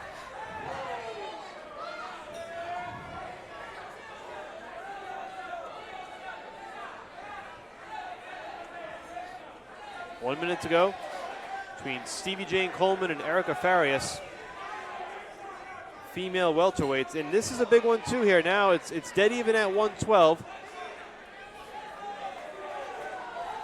LA's won 3 out of the 4 in the middle rounds to climb right back in this, including that big knockout. Farias playing to her experience, using that distance, moving around a little bit, staying away from Coleman. You can see that experience at play here too. Someone who's had as many fights as she has, 28 pro fights all Staying told. relaxed, moving, Yeah. clinching. That's all part of the game that comes with the experience that she has. We'll see if she can hold on here and quite possibly put LA in front for the first time since the 3rd fight of the night. Yeah.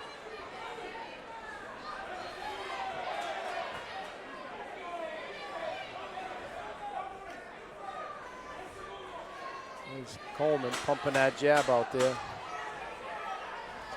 Finish it up, finish it up.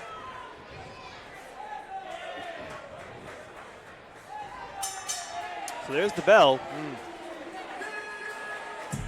Farias did a nice job there showing her experience in the ring against the younger, less experienced Stevie Jane Coleman. And that may very well be the round that puts Next Los to Angeles the ring back in the in middleweight front. division from the Los Angeles Elite, Elijah Espadas. And for the Boston Butchers, Anthony Hines. And we'll get into this one in a minute as we await the final score from the previous bout. That last round was scored 10-9 for Los Angeles. They have now taken the lead 122 to 121. So as expected, Farias gets the win. That's now 4 out of 5 for Los Angeles, which is now taking a 122-121 lead over Boston. And this is a very interesting bout. You've got the very experienced Elias Espadas taking on Anthony Hines, making his TCL debut. He did not fight last time out against the Destroyers. What do you know about Hines? Hines has been around in the local pro circuit. Busy fighter. He's aggressive. It looks like Espada's got the size advantage and the reach advantage on him. We'll see how Anthony shapes up. He caught him with a right hand. That was a nice right hand by Hines. If he could tie him up on the inside. Certainly the aggressor here early on. It looks like Hines is really trying to counter punch or land something on the way out. Hines is being smart. He's moving, staying away. He's looking to catch him with that right hand on the way in. Now Hines is 13-2 as a pro. Espadas 22-6. And Espadas is coming off a couple of losses, including one to Xander Zayas in 2022. Very highly touted fighter in that weight class. Oh, it looks like he might have wobbled him a little bit. It looks like Espada's leg gave out a little bit from that right hand.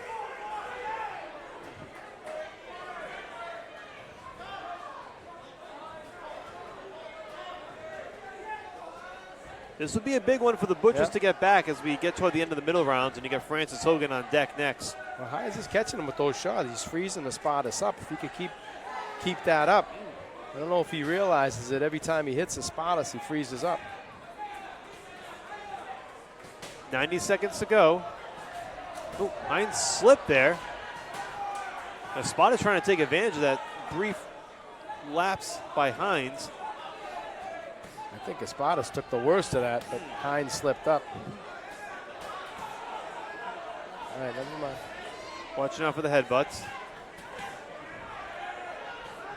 This is round 14 of 24. Michael Parenti, Peter Welch, and Ron Borges here at the Royale in Boston as the Butchers take on the Elite. It's been back and forth all night, Peter. You saw LA jump out to an early lead, then the Butchers took control, and now the Elite are back. Much like each team's first matchup of the season. Some nice action here against the ropes in the final 30 seconds. Hines is a gamer. He's going to keep banging to the end.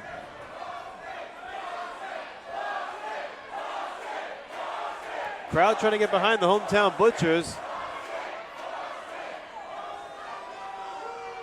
I think we may have another look at the eye here. It looks like the spot is cut over the left eye, but they're going to let him go. Yeah, you can see the blood trickling down the side of his face. This is it. Final 30 seconds for both fighters. And Espada now trying to charge in and take out Hines. He saw blood and started throwing. Perhaps sensing the urgency, Peter. Good way to close out for Espada. Is that enough to win the round? That's the question. I think he did, yeah. We know in a 3-minute round, 30 seconds, it's a big chunk of time. It can make a difference. So be very interesting to see how this one's to the scored. ring in the light heavyweight division from Los Angeles, BRAWL Leon. Take a look at these replays, Peter. For the Boston Butchers, Francis Hogan.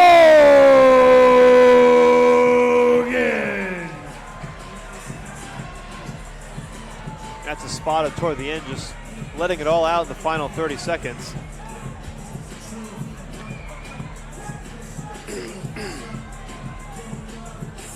That last round was scored 10-9 for Los Angeles, who now leads 132 to 130. Kind of expected that, Mike.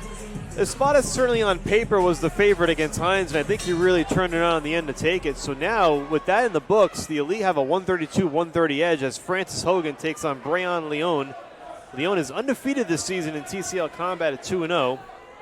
Hogan went 1-1 in his debut against the Destroyers. Two very good prospects. Leon is 5-0 as a pro. Another one of these Cuban pipeline fighters coming into the Los Angeles Elite. Big right hand there by Leon. I think you're seeing the aggressiveness by Hogan. They want to get the Butchers back into this, but 2 more rounds to go. If they can win these last 2, then we go even going into the final money rounds. So it's a big 6-minute stretch here for the Butchers. LA's got some talented fighters. LA's really poured it on in these middle rounds. Smart. I think you're right, Peter, that you mentioned that aggressive mentality by the Elite in these middle rounds. Each of these fighters is only fighting one time tonight. They're emptying the tank in those 3 minutes, and perhaps that's the difference. At least it's been thus far.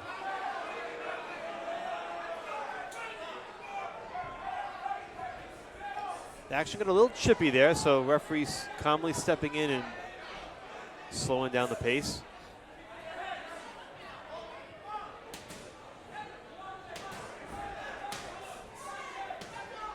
You're at 16-0 at 14 KOs. Hogan is one of the fighters the Butchers are counting on.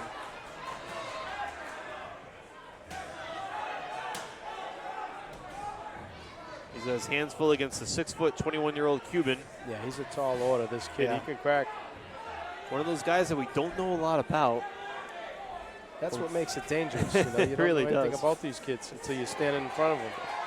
And you get to learn all you need to know in those 3 minutes. Final minute here for Hogan and Leon. Butchers trying to stem the tide. They've had a tough go of it here in these middle rounds, dropping 5 of 6 and 4 in a row.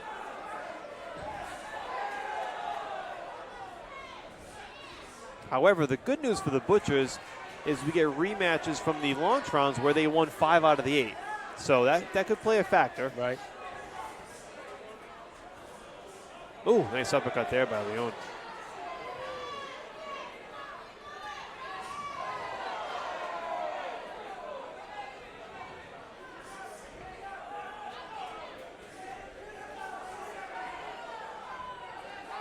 He's a perfect example of that international style. He's switching stances. He's going from lefty to righty.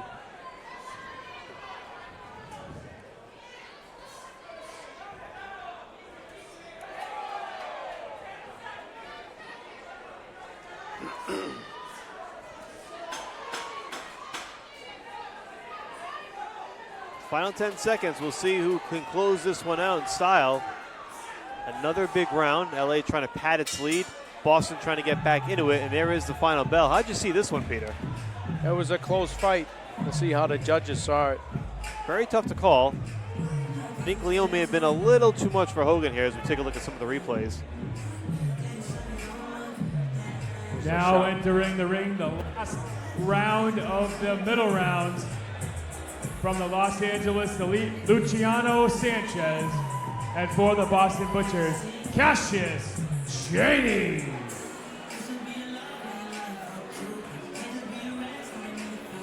Back to the heavyweights.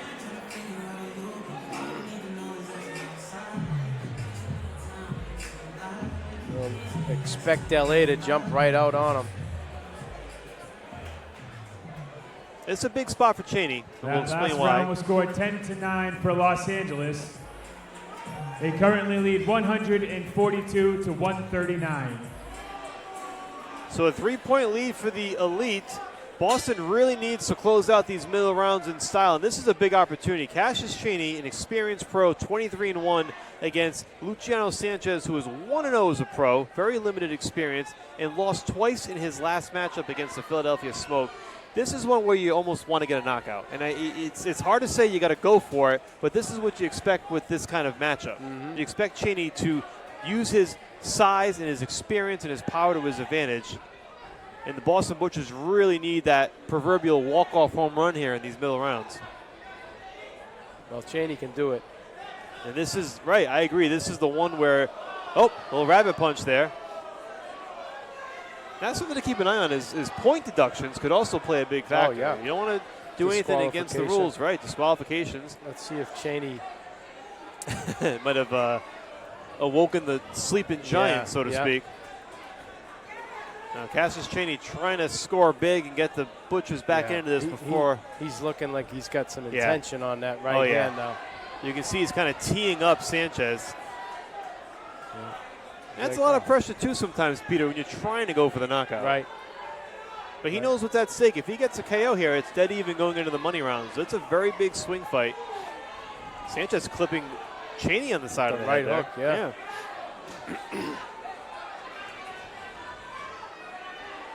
And again, Peter, this goes back to just the dynamic of this platform, how it changes your approach, how you would normally approach a fight.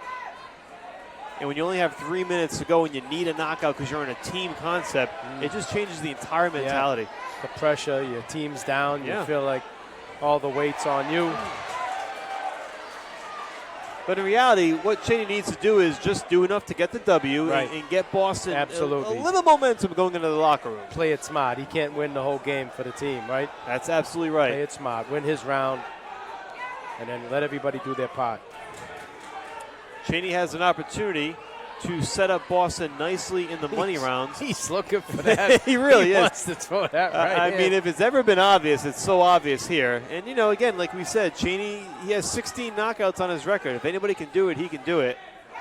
He's only got a minute to go. You wonder, is he being too patient here, Peter? Yeah, could be too cautious. You know, Sanchez has to toe the line as well. He wants to be aggressive, and, you know, he could eat one on the way in. And he did catch him with that right hook, too, Chaney. Yeah. Chaney didn't like that one bit. No, what Chaney wants is for Sanchez to come in and make a mistake. But you wonder if Chaney, looking for this knockout, is somewhat tempered his aggressiveness. Yeah. Took away his effectiveness by tightening up. Can never let the emotions get the best of you in there. You got to just go with the flow.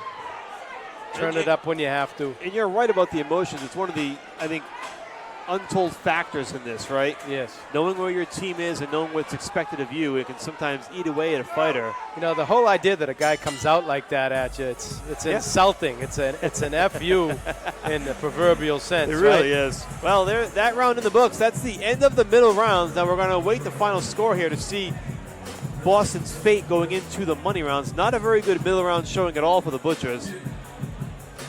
I think Cheney did enough. Yeah. It wasn't a very fast-paced round, and certainly not the pace you would expect.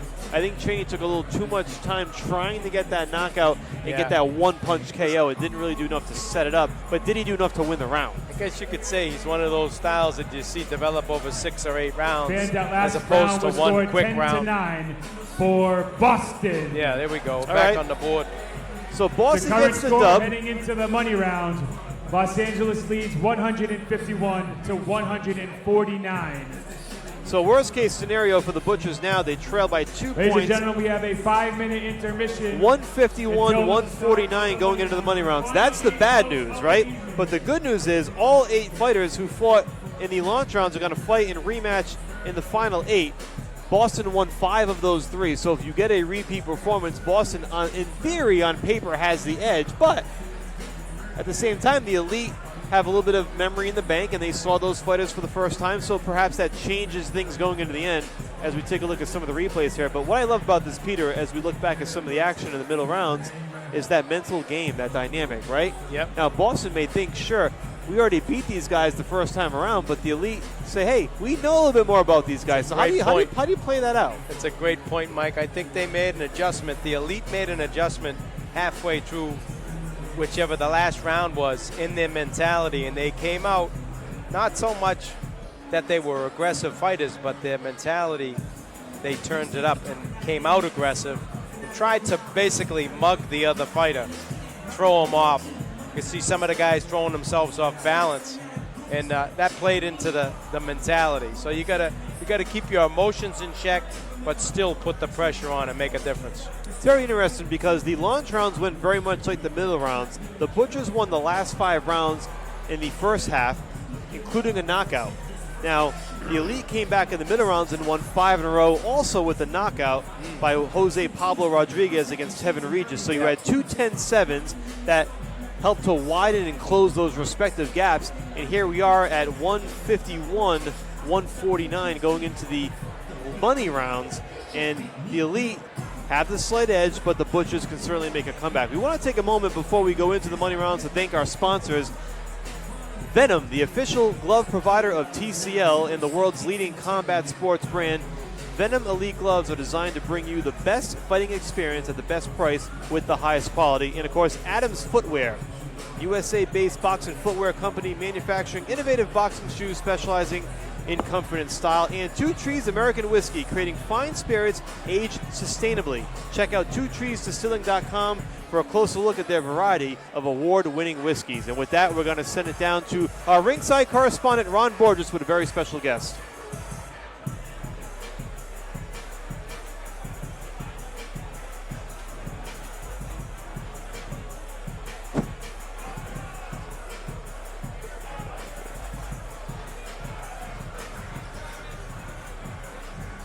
We're here with Brandon Spikes, the former Patriots linebacker, Super Bowl linebacker, national champion in Florida, and obviously a big fight fan. You've been on your feet since this thing started. What do you think of combat?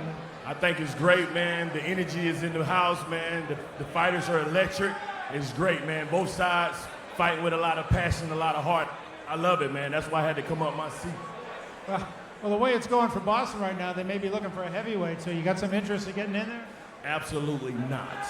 I want to keep this face pretty as possible. So, have you always been a fight fan, and what do you think of this form of boxing? Yeah, I think it's great, man. I got the utmost respect for fighters. I know what it takes to train and prepare, so I take my hat off to both sides. You guys are doing a great job, and I know what it takes to get in the ring. I mean, I wouldn't get in there, but hey, I got to give it to you, man. Respect, nothing but respect. So. Walking out of that locker room and walking into, down that aisle is sort of like walking into a football stadium.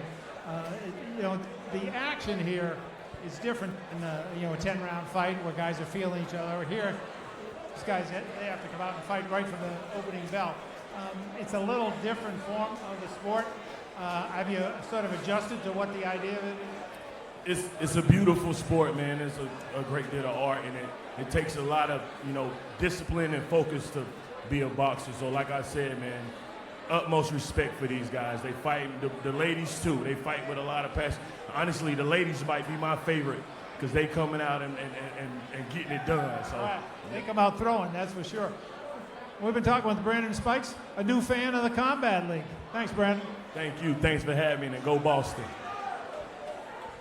Well, Brandon Spikes, former New England Patriot, joining us ringside tonight in Boston at the Royale. So a lot of star power out here tonight, Peter. A lot of great fighters in the ring, some warriors outside the ring as well. And now we're about to get ready for the money rounds. This is what it all comes down to. And worth mentioning, I want to correct myself, we don't have 8 rematches in the money rounds. We have 6 rematches, but we do have 16 fighters, all whom fought already. So we're going to have 2 new matchups. We're going to have James Perella against Ryan Martin, which is a new one, and Kino Luna against Angel Munoz, which is a new one. Otherwise, we've got 6 other rematches, so we'll get a chance to analyze that going into these money rounds to see what's what. But this is a very big opportunity for the elite. And I'll tell you what, with Los Angeles having a 2-point lead, these first couple of fights are going to be really huge. Yeah, I'm looking forward to Perella and Luna going at it. And be curious to see how they take their approach, what the coaches have told them in between rounds, and try to match that aggression that LA's been coming out with. And what's interesting is we had 2 knockouts tonight, but none of those fighters were scheduled to fight a second time, so we don't have that disadvantage that we saw in the first matchup where there were automatic points rewarded. This will all be decided in the ring in these last 8 fights, which is what you want to see if you're a fight fan. Now, once again, we thank you all for joining us here on Team Combat League TV. Michael Parenti, Peter Welch, and our ringside correspondent, Ron Borges. I'm very excited for these last 8 rounds, and I agree with you. I'm looking forward to seeing James Perella coming off that loss, taking on Ryan Martin, who also lost his first time out. Kino Luna, who got the victory against Martin, now takes on Angel Munoz, who got the win over Perella. So they're flip-flopping opponents, which creates a cool dynamic. And then we have some big rematches. We have Rashidi Ellis. We have Irvin Gonzalez, who got the win the first time, or who actually took the loss the first time around. So some fighters are going to need to do some things differently here, including some of the butchers that are fighting early on. It's going to come right down to the wire, Mike. It's really tight. The scores to the elite favor. Boston has to come back and make some noise. They have it on paper, to get it done. So let's see it make it happen. First fight of these money rounds will be Amelia Moore and Maricela Cornejo. Now that was a matchup won by Moore, so if you're Boston and you have the right person starting out, you want to get that second victory and climb right back in this thing. So a lot of it really is based on how the fights are stacked up. If you've got some of your better fighters going early in those money rounds, then it really makes a big difference, and that could be a big factor for Boston. So who are you looking forward to seeing the most? You mentioned Perella, you mentioned Luna. Some of these rematches could be very big here. You got Paulino, Morales, you got Edmonds and Periton again second time around. What are you looking at here? Yeah, I always like Paulino. I always like to see him going at it. Let's see Hightower go at it again. We're going to see Hightower and Damon Edmonds. And, Kino Luna. Let's see what happens there with Kino. Hightower redeeming Edmonds against the big Belgian heavyweight who was supposed to be the X Factor coming in, and Edmonds took him last time. And Francis Hogan would love to get a victory second time around against Brayon Leon. You got to feel like Hogan thinks he may have left that one. That was a very close fight. That could have come down to the end there, too. It was close. And you mentioned Paulino, too, as well, who one of the favored fighters tonight did not get it the first time around. What can Paulino do differently in the rematch? It was that tight. I think if he doesn't smother himself on the inside, he really smothered his punches. Maybe he could set some things up from the outside, drop into the body like I was thinking would work for him against that longer opponent, and finish up top with the right hook. So once again, to reset things, the Los Boston, Angeles Massachusetts, with the 151, we are heading to the money round, the final 8 bouts of the evening. And here we go. A quick update for all the hockey fans. The Boston Bruins and the Toronto Maple Leafs are tied at 0 with 3 minutes to go in the second period. Once again, we thank you for joining us Now on Team let's Combat meet TV. The first fighters in money round in the female welterweight division from Los Angeles, Maricela Cornejo. And for your Boston Butchers, Amelia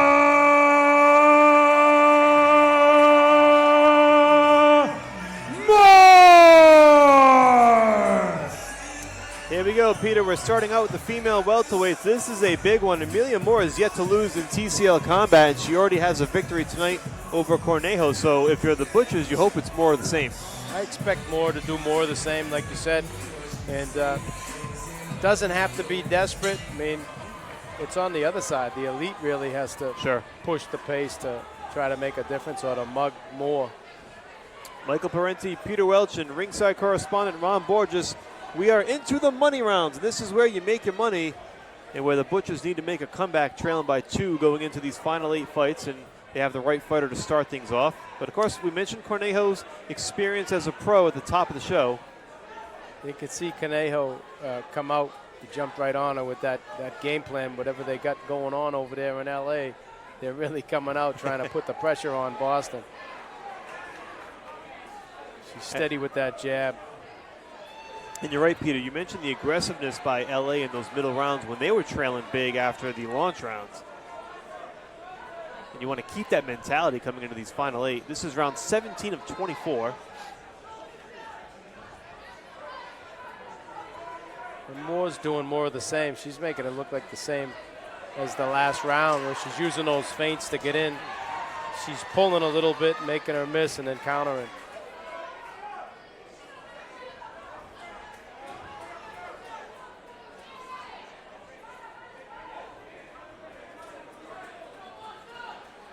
.90 seconds to go. The first of 8 in the money rounds. Amelia Moore trying to go to 3-0 this season in TCL and trying to go to 2-0 tonight and get the Butchers right back in this thing.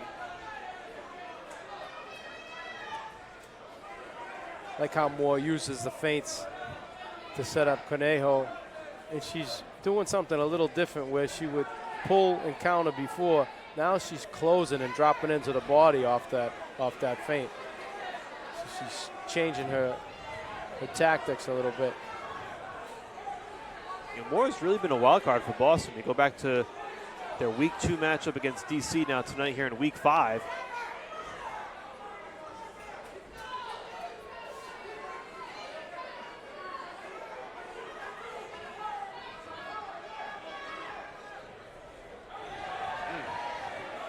Moore looking sharp. Oh, she got caught there.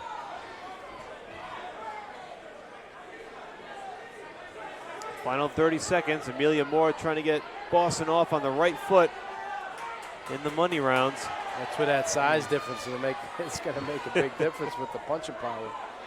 Cornejo still has that power.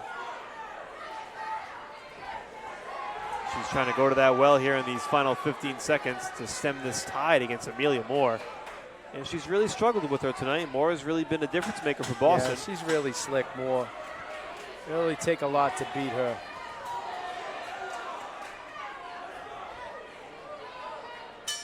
And there's the bell. So good start for Boston. Looks like Amelia Moore did what she was expected to do. Yeah, she won that hands down, no problem. She did get caught with a shot that buckled her legs a little bit, but I think she's okay. Judges submitting their scores as we get ready to see Francis Hogan and Brayon Leon. Here's some of the replays here. From Los Angeles, sharper Brayon punches, Leon. closing the distance. And for the Boston Butchers, Francis Hogan. Is that hook right there.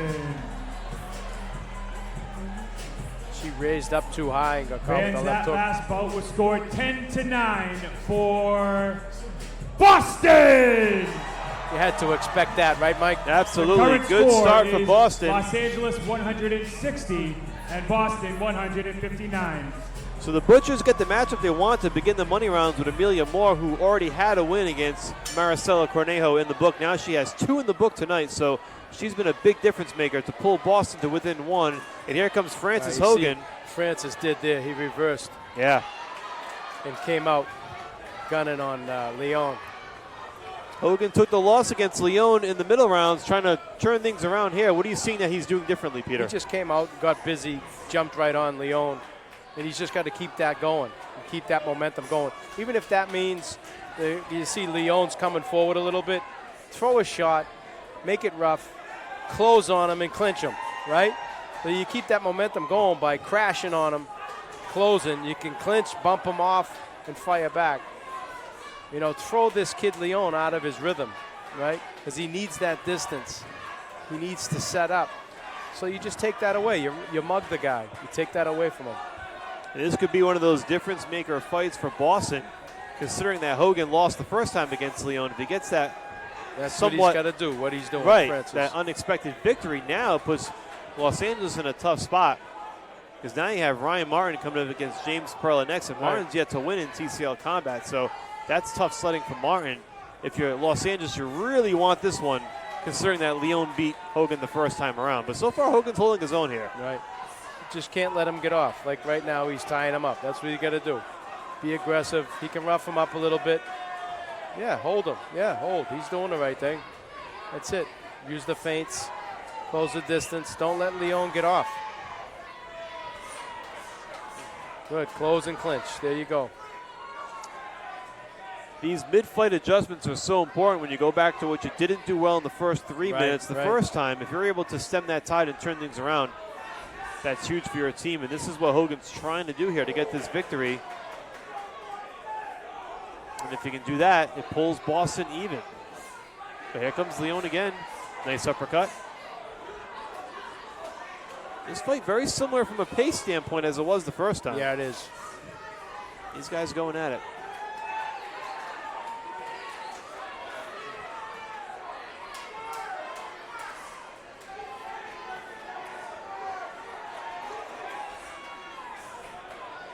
That's it. Very close fight here between Hogan and Leon. Yeah, just got to press it. That's all. Just like that. Good job. Final 30 seconds. Michael Parenti, Peter Welch, and Ron Borges on Team Combat League TV. Edge of your seat action, Peter, for these next 7.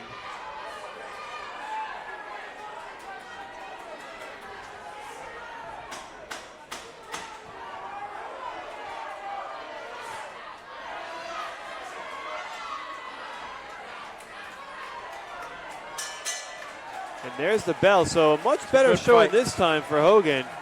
It may have done enough to get that round and get it back from the first time and draw even, and that would even the score between Boston and Los Angeles. You see some of the replays here. This one was fast and furious. It was a good round, much better round for Hogan there. Ryan Martin. And from Boston, James Perala. So we await the score from the last fight. That last round was scored 10-9 for Los Angeles, who now leads 170 to 168. Yeah, it looked like Leon was a little bit stronger, maybe a little bit, taller. He was playing the rough game on the inside, pushing Francis' head down. So Leon gets the W in fight 2 of the money rounds, and that gives Los Angeles its 2-point lead back. And now you get Ryan Martin, who took a loss earlier tonight against Kino Luna, taking on James Perla, who's coming off that loss to Angel Munoz. Both fighters desperately want a W. And this is a big one now, because now Boston, you don't want to go down 3 with 5 to go. That's tough sledding. It's a real uphill battle. Yeah. You really got to get this one back if you're the Butchers.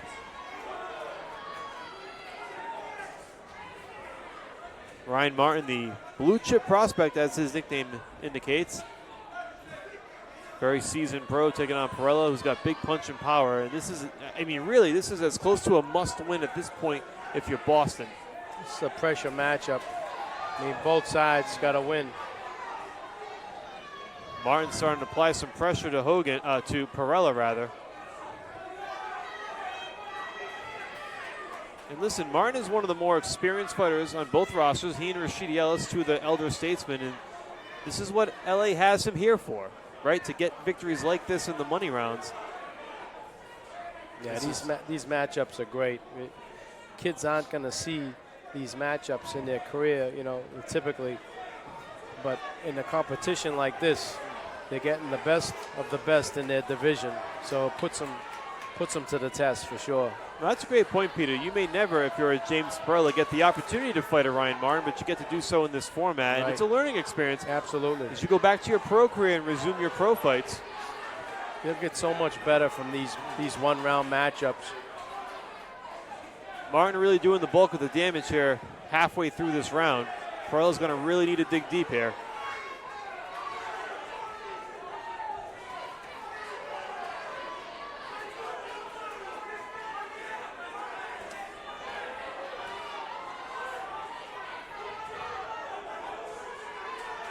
Probably the best Martin has looked in TCL combat all year, considering he's coming to this one 0-3, trying to get his first W. It would be a big one for Los Angeles. You know, the one thing I've come to realize, it doesn't favor the counterpuncher, you know, to just sit back and wait for the guy to punch. It favors the guy that wants to step forward and punch as he's coming forward. And that's one of the things you and I discussed in the first matchup of the season against DC. Who would this favor, the more aggressive fighter or the fighter that lays back and waits? And it seems like it really mostly is the aggressor. You know, it depends if people define aggression as, you know, a roughhouse street fighting style, but that's not it. Aggressive style is pressing forward, being effective, setting your punches up, controlling the range, controlling the distance. And that's what people misconstrue, that this is a street fight, but it's such a controlled battle. For one round, it's exciting and it's fast-paced. That's the difference. Well, this one's in the books, and it looks like Martin, by all accounts, has the W here, and this would be huge for the elite. Next fight in the ring in the heavyweight division from Los Angeles, Michael Perrotin. And for the Boston Butchers, Demick Hightower Edmonds. Let's see how the last one was scored, Peter. That last round was scored 10-9 for Boston. Oh, wow. Los Interesting. Angeles now leads 179-178. I'll be honest, I didn't see that one coming, so Perella gets the narrow victory over Ryan Martin on the scorecard, so now all of a sudden, just a 1-point disadvantage for the Butchers with Edmonds taking on Perrotin, who he's already beaten tonight. So now a golden opportunity for Boston to even the score with 4 fights left on the schedule. And honestly, I thought Martin did enough to win that round, but the judges saw it differently. So here we are, 179-78 in favor of Los Angeles. And now they're the ones kind of on their heels, relying on Perrotin. You know, you never know how the judges are going to see the fight, Yeah. so you got to do your best, put it all out there, especially in one round. And you know Edmonds has the confidence. He's already beaten this guy to the punch tonight one time already. And if he does it again, we're even going into the Final Four. So a very big swing match, as they all are in a match this close. But this one especially. Edmonds might have him hurt here. I like how he's turning on him. Not Some more- staying right yeah. in front of him. You know, Perrotin was coming in, supposed to be a difference maker for LA, and I just haven't really seen it tonight. I think Hightower's really stepped it up. There's something about his spirit and the way he's come out, and the way he's commanded himself. He's really stepped up. You know what? This just may be the perfect format for him. Absolutely. It's like we were talking about earlier, giving him that platform to perform. Some fighters may like this stage better than others, and it appears that Edmonds is one who absolutely Yep. loves it. It plays to his favor and to his style. I think he likes the camaraderie, Yes. being on a team. You can see that, and you can sense it when he's in the ring. You know, I watched him in training the other night up at the gym, and, you know, he took a shine to it, and he really is helping out the guys, and, you know, just a real positive influence on the team. Edmonds on his way to being one of the big difference makers tonight. Wasn't on the roster first time around. He comes in place of Tim Hatfield in the heavyweight division, and he's well on his way now to getting 2 victories and a very big one that could even the score. Oh, he just caught him with the left hook there. You don't want to speak too soon. Still a minute to go here. Yeah. But Edmonds looking sharp. He's feeling it too, Peter. Yep, he is. He really is. You can see it in his face. His spirit's there. And now the crowd getting into it. They're coming off the win from Perella. They've won 2 of the first 3, has Boston. Yes, he's really finishing up nice with that left hook. A lot of guys can't finish with that combo. They don't finish with the hook, and that's a big game changer for a lot of these fighters. Well, final 20 seconds. Can Edmonds get this victory and even the score? Boy, it really sets us up for some fun in the final 4 fights. This is exactly what you want. Yes.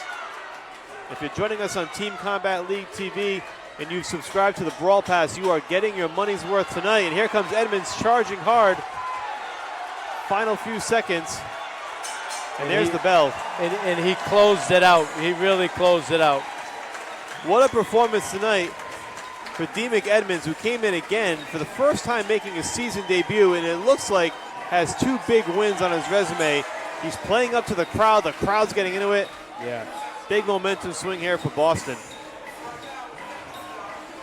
And now, coming into the ring next is going to be Irvin Gonzalez, who's already got a win over Osval Caballero. I'm sorry, lost the first time around. Welcome the next fighters to the ring in the featherweight division from Los Angeles, Osval Caballero.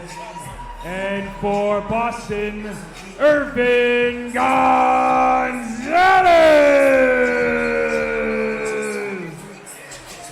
You know, Hightower's the type of athlete and personality that you want to build the team around. Yes. And it starts to spread like wildfire. Next thing you know, you have a dynamic team.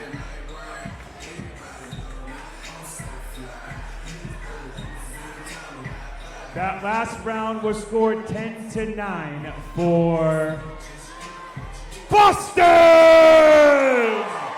We are now tied at 188. Wow. As expected, Edmonds gets the W. It's now 188 apiece. We mentioned Gonzalez and Caballero. They opened the show. Caballero got the win. But momentum's a real thing, Peter. So what can the fans expect, Mike, for the next few fights, score-wise, if they're watching the scores? Well, I'll tell you what, you start hearing the crowd getting into it. The momentum, certainly a factor. Boston's won 3 of the first 4 rounds here in these money rounds, and a great opportunity for Irvin Gonzalez to carry that momentum, but he gets caught there. Oh, Jesus. And now he may be in some trouble. So good shots, good hard shots. Just when you think things are going in one direction, here comes Osval Caballero, and he gets the stoppage, and that's a huge victory for the elite. Wow. You can't lay on the ropes like that.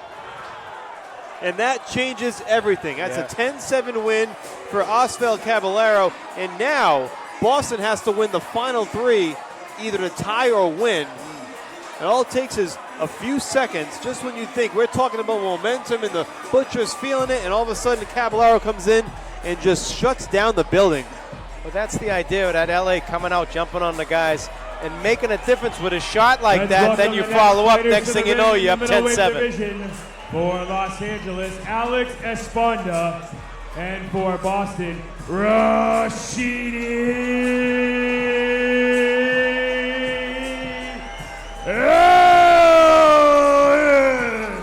El Peter, you talk about taking the air out of the balloon. The Butchers were feeling it. They just pulled even. Scored 10-7. And there's your 10-7. And so now you look at the score, and it's an entirely different landscape. 198 to 195. Wow. 198-195 now in favor of the elite. Now the Butchers can win. They get a 10-8 round. They win the next 2 10-9. So it's going to come down to now Rashidi Ellis, Alejandro Paulino, and Kino Luna to get Boston back into it. They got to get a stoppage. Somebody's got to get a stoppage. A stoppage would be helpful. A 10-8. They're going to need a 10-8. You can finish with a tie, by the way. Matches can end in a tie. Both guys are looking for a knockout here, by the way. Yeah, this is their strategy. LA's coming out blazing. Ellis was one of the top performers in April. They need him right now.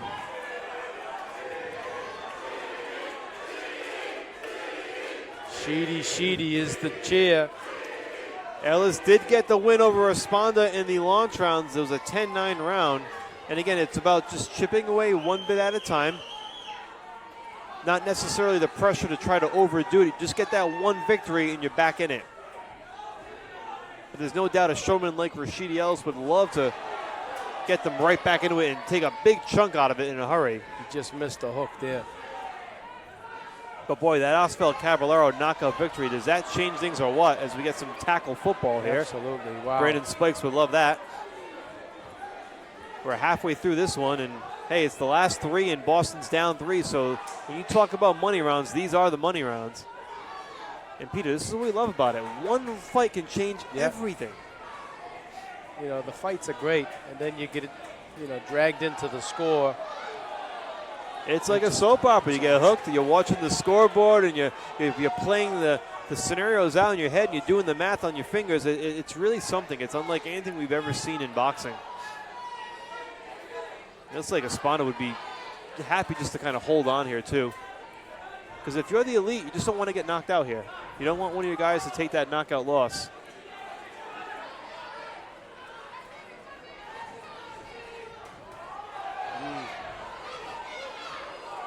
Caballero's getting hit with some clean shots, but he's walking right through them. He's taking the best of Rashidi's shots.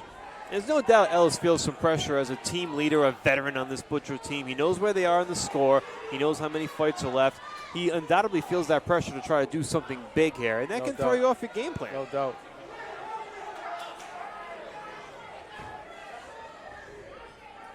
If this were only a 1-point disadvantage, maybe Ellis has a different approach. Right. But as it stands, he's trying to be aggressive and trying to do what the team needs. And depending on how these last 20 seconds go, that could work for or against Boston. He's fighting a really smart fight, Rashidi, looking to catch him on the way in. Making him miss, defensively. Espada can't hit him with anything. It goes without saying, this is a big round. Butchers need to get this one to get back in. Another slip up here. I mean, this has been a very chippy fight as expected, with the stakes being high. So the final bell is rung. It will be very interesting to see how the judges score this one. If the Butchers get this one, now it's only a 2-point disadvantage, and you set yourself up for possibly some heroics down the stretch, but we'll see how the judges have it. How did you have it? I think Rashidi won that. Hit him with the cleaner Let's punches. welcome the Espada next missed a fighters lot. to the ring. In the lightweight division from Los Angeles, Daniel Morales. Now Morales and Paulino for the second time. Alejandro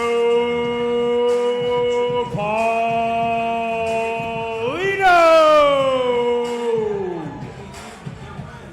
That last round was scored 10-9 for Boston. And there's one. The Butchers get one back. The Los Angeles lead is now down to 207-205. So, a 2-point lead. two more with to tie 2 it. votes to go. 2 more 10-9 rounds would end this one in a tie. And keep in mind, if there are tiebreakers down the stretch in the regular season to decide playoff spots, they go to point differential. So every point is critical along the way. Now, Paulino lost to Morales in the launch rounds. That was the 3rd fight of the night. Would love retribution here. What's he need to do differently? You mentioned the smothering of punches. Yeah, he's trying to get it on the inside and take the play away from him, but that's really not working out because Morales is just tying him up, so he's taking everything away. Yeah, Paulino already resorting to those tactics, but getting off a few shots here. Well, maybe that's working out for him. If he would let his hands go and make contact, that's the difference. This is where you want to see desperation if you're the Butchers. You want to see Paulino, who's a big puncher, Kino Luna, a big puncher. He'll be in the final bout of the evening. You really want to see these guys let their hands go. This is the opportunity, and they need these rounds. Well, what Paulino just did then was what he was trying to do the last round, but get off. You get them on the ropes, and then you get your punches off. Right now, he should be punching. Right, keep punching. Punch right through that hold.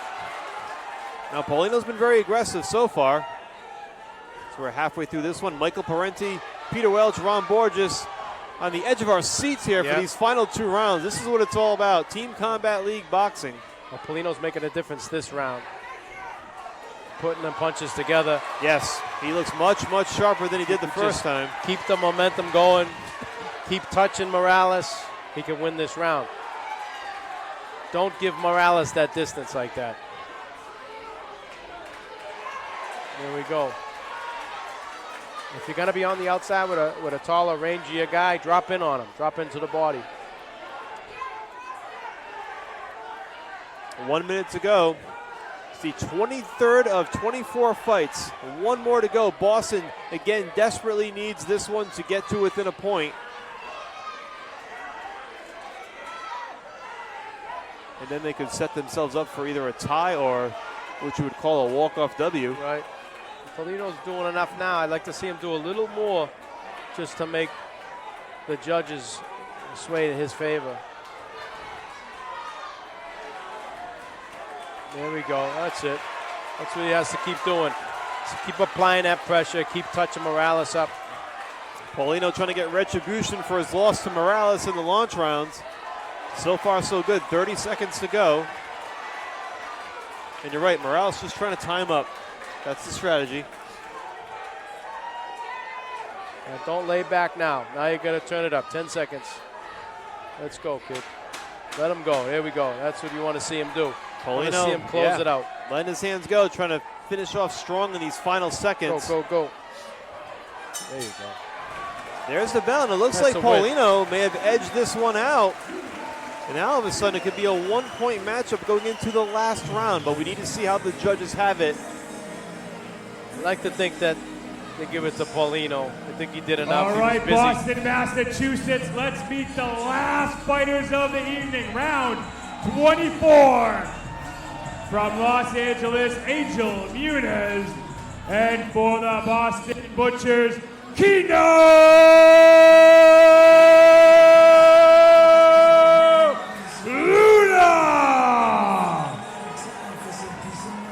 that last round was scored 10-9 in favor of Boston. There it is. Paulino with the Los W. Angeles lead is now down to 1 with 1 round to go. Munoz and Luna both won their matches earlier tonight. If Munoz gets another W, the Elite get the victory. If Luna gets a 10-9, we have a tie. If Luna gets a knockdown, the Butchers will win it. So a lot riding on these final 3 minutes, Peter.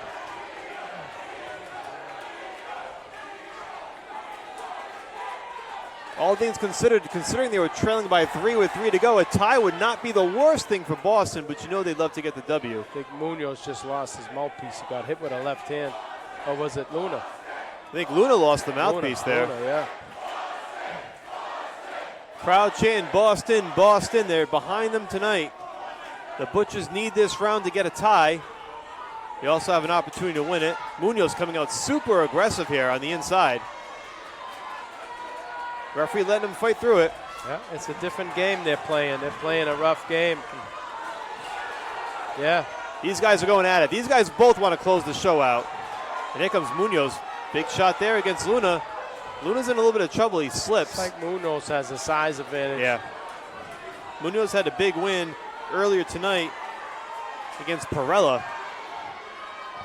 Luna, of course, defeated Ryan Martin. He needs to get this one back. This left hand there by Luna. It's a one-point matchup, literally coming down to the final 2 minutes.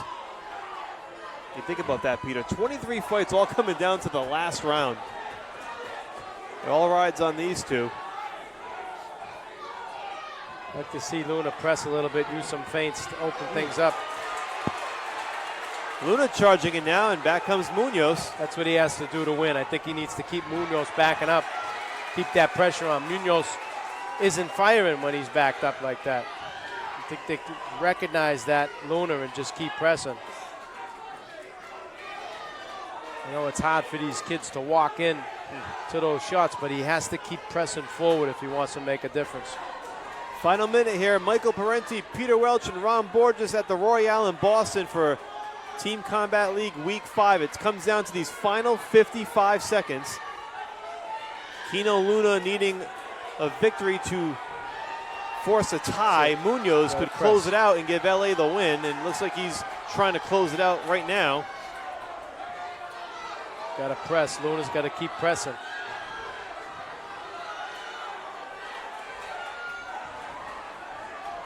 Luna's going to have to get desperate here in these final 30 seconds. It looks like right now Munoz has the edge, and that would give Los Angeles the victory. Well, can Luna hit that walk-off shot? It's just roughing him up. Munoz is bigger body. He's putting that big body on him, making it hard for Luna to hit him with any solid shots. Ooh, nice shot there by Luna. 8 seconds to go. Big left hand by Luna. That's what he needed to do. Close it out. Luna closing it out strong. There's the final bell, so I don't know, Peter. I'll tell you what, it could be anybody's round. If anybody could have taken it, Luna right there in that final 15 seconds, that exchange, that straight left hand. Both fighters think they got it. We don't know until we go to the judges' cards, but I'll tell you what, Kino Luna makes a strong case there in the end. Yeah. Here's the replay, Peter. That was the cleanest combo, the cleanest shots of the fight. So you gotta give the kid Luna some credit for it. Whether you rule in favor of him or not, it's up to the judges. It really depends on preference, right? Do you prefer the stronger shots or the consistency throughout the round? Right. Boy, it's tough to tell. I can't wait to see how the judges have it. This is going to decide the matchup between the Butchers and the Elite here at the Royale. What a night of action we've had, and we thank you for joining us as we await the final score of this 24th round and the final score of the match. Here comes ring announcer Pat Sullivan, the man that everybody wants to hear from. I always love a rough fight. Morales fought that fight rough, but Luna hit him with the cleaner shot. So you got to give him. It is boxing. You got to give him the credit for that. Were those final 10 seconds enough? Let's find out. Let's hear it for the Boston Butchers and the Los Angeles Elite.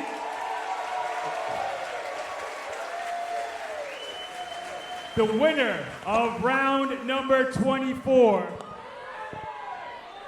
Boston! Wow. We have a tie.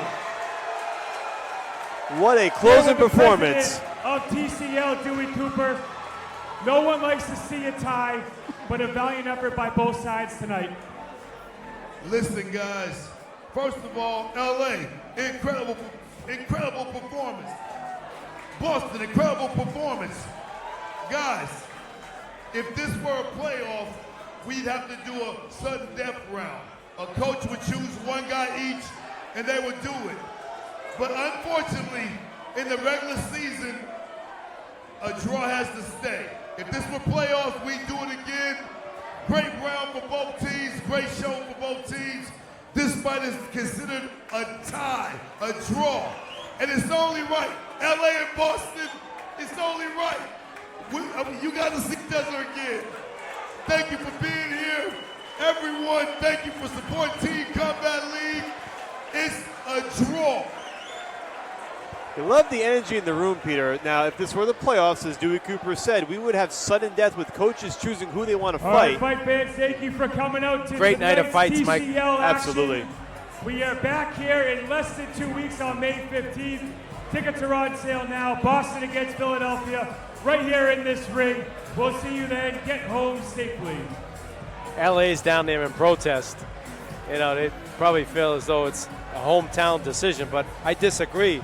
I think it come down to that last combination by Luna. I think you're right. We take a look at some of the action from earlier tonight, but really, hats off tonight. Rashidi Ellis, Alejandro Paulino, and Kino Luna winning the last 3 rounds to force this tie. Boston trailed by 3 with 3 rounds to go, and that last round was very close, and it looked like it might favor Munoz. Absolutely. Until, I think, like until you Luna said, hit him with clean shots. Now, you're right. Los Angeles obviously feels maybe a little job tonight in the end. But, you know, at the end of the day, it's about judges' preferences, as we always mention. And what an incredible performance. We're going to get to more of this, but right now we want to send it back down to our ringside correspondent, Ron Borges, with some post-fight interviews.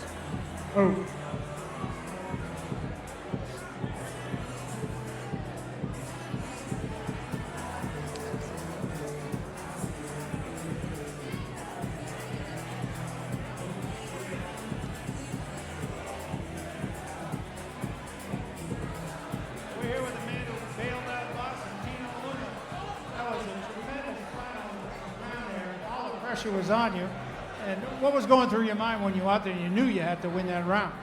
Yeah, I was talking to my team and they told me it was up to me, that I had to pull it off. So that's what I did. I was under pressure and I'm glad I got the job done.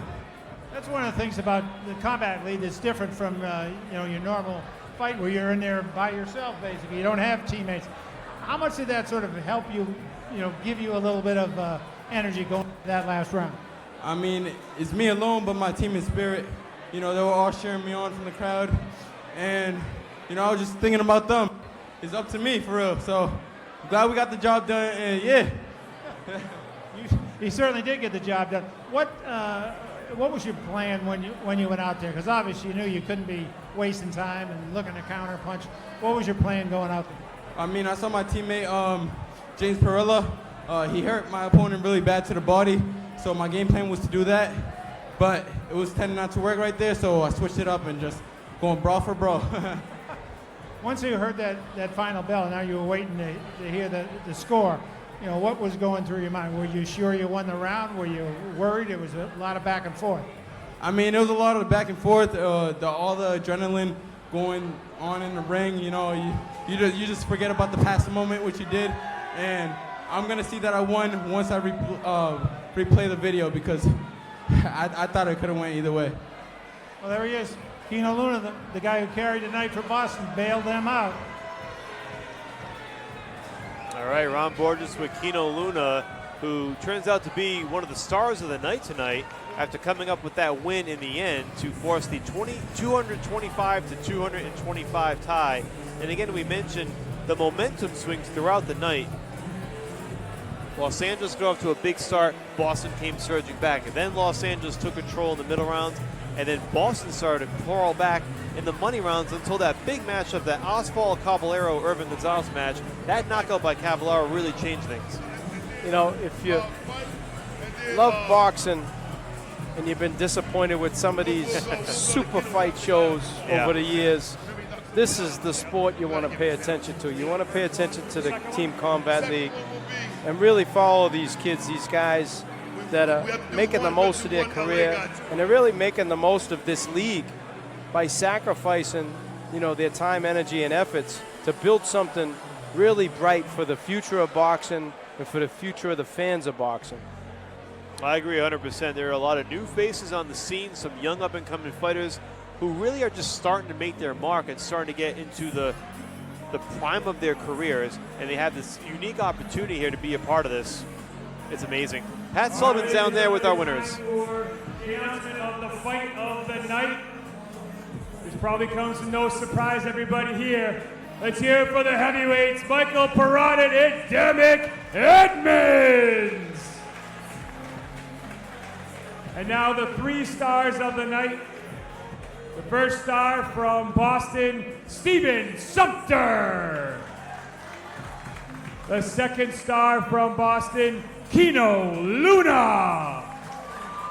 And the number one star for the evening, collecting 4 points for his team, Osvaldo Caballero.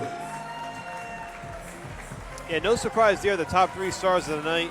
Obviously, Osvaldo Caballero, who had the big knockout win over Irvin Gonzalez. He had 4 points tonight. Big swing for LA. Of course, Kino Luna coming on strong in the end to force the tie. And Stephen Sumter, who we should talk about too as well, coming in here tonight. First time on the stage, and he was tremendous. Sumter was impressive. First of all, the power, the back, the size of him, the physique. You know, he's got a bright future, the kid. It's only right. A rivalry that goes for decades, LA and Boston, to have a draw is perfect. You're the MVP of the night, sir. How do you feel? You want to run it back with Boston or what? Bueno, primeramente agradecido con Dios, que es el máximo potenciador de cada uno de nuestras vidas. Darle gracias a Dios por no simplemente por mí, sino por cada uno de trabajo que hizo tanto el equipo de Boston como el equipo de la élite. Gracias a la afición que vino aquí a apoyarnos. Y sí, lo mejor que hicimos fue darle un gran espectáculo a la afición que se lo merece. Muchas gracias. First and foremost, I want to thank God. You know, without God, none of this was possible. You know, we want to thank, you know, Boston, you know, everybody that came out and watched us and see us perform. So thank you very much. Great job, LA. Way to fight in there. Great job. Who's the other guy from Boston? We got to talk to one of the guys from Boston. Where's the guy who knocked the dude out? Yeah. Hey, Rashidi, you're the captain of the Boston team. You're the captain of the Boston team. How did it feel being behind in the money rounds after getting back in it? You had a crazy round with Esponda. How you feel about the fight? At first, I was a little nervous, you know, like they had to lead and stuff, but I already know LA was tough, but my team's tough too, so we had to come back and, you know, We didn't get the victory, but we got the draw, you know. I tell you what, man, I'm looking forward to LA and Boston doing it again. Guys, this was an epic moment between two teams. The first time in Team Combat League history, Los Angeles and Boston met, and the fight came down to the last round. Boston was down by 1 round. The world seeing how they see it. I want to see it again. LA versus Boston. Rashidi, want it again? Oh, hell yeah, we definitely got to do it again. It was too much fun. Too much fun. We got to do it again. Hey, Boston Butchers, we love you. LA, we respect you. They want to do it in LA. Hopefully that'll happen someday. But right now, Boston is the home of Team Combat League. We got the greatest fans of all right here in Boston. Thank you guys for being here so much. We appreciate you. So there you have it. Dewey Cooper interviewing both Osvaldo Caballero, the obvious star of the night. And there's a guy to keep an eye on, Peter. And you made a great point before we wrap things up. Caballero's a guy that a lot of fight fans might not know about, but now you're going to pay attention if you see him on a card somewhere. He is 5-0 as a pro, great Cuban amateur fighter. This could be one of the rising stars of the sport, and perhaps this platform above others is what puts him on the map. You're going to see many more coming through Combat Sports League, and you know, the future looks bright, especially for these kids coming over internationally with the experience. They plug right into the, you know, into all these teams throughout the whole league. So once again, we had a tie tonight, 225 apiece between Los Angeles and Boston. The Butchers are now 1-0-1 this season. The Elite are 0-1-1. Both teams will be in action very soon. Boston going to Miami on May 11th, and they come back home on the 15th to take on the undefeated Philadelphia Smoke. That's going to be a big one. You don't want to miss it. I want to thank our ringside correspondent, Ron Borges. For Peter Welch, I'm Michael Parenti. Thank you for joining us on Team Combat League TV.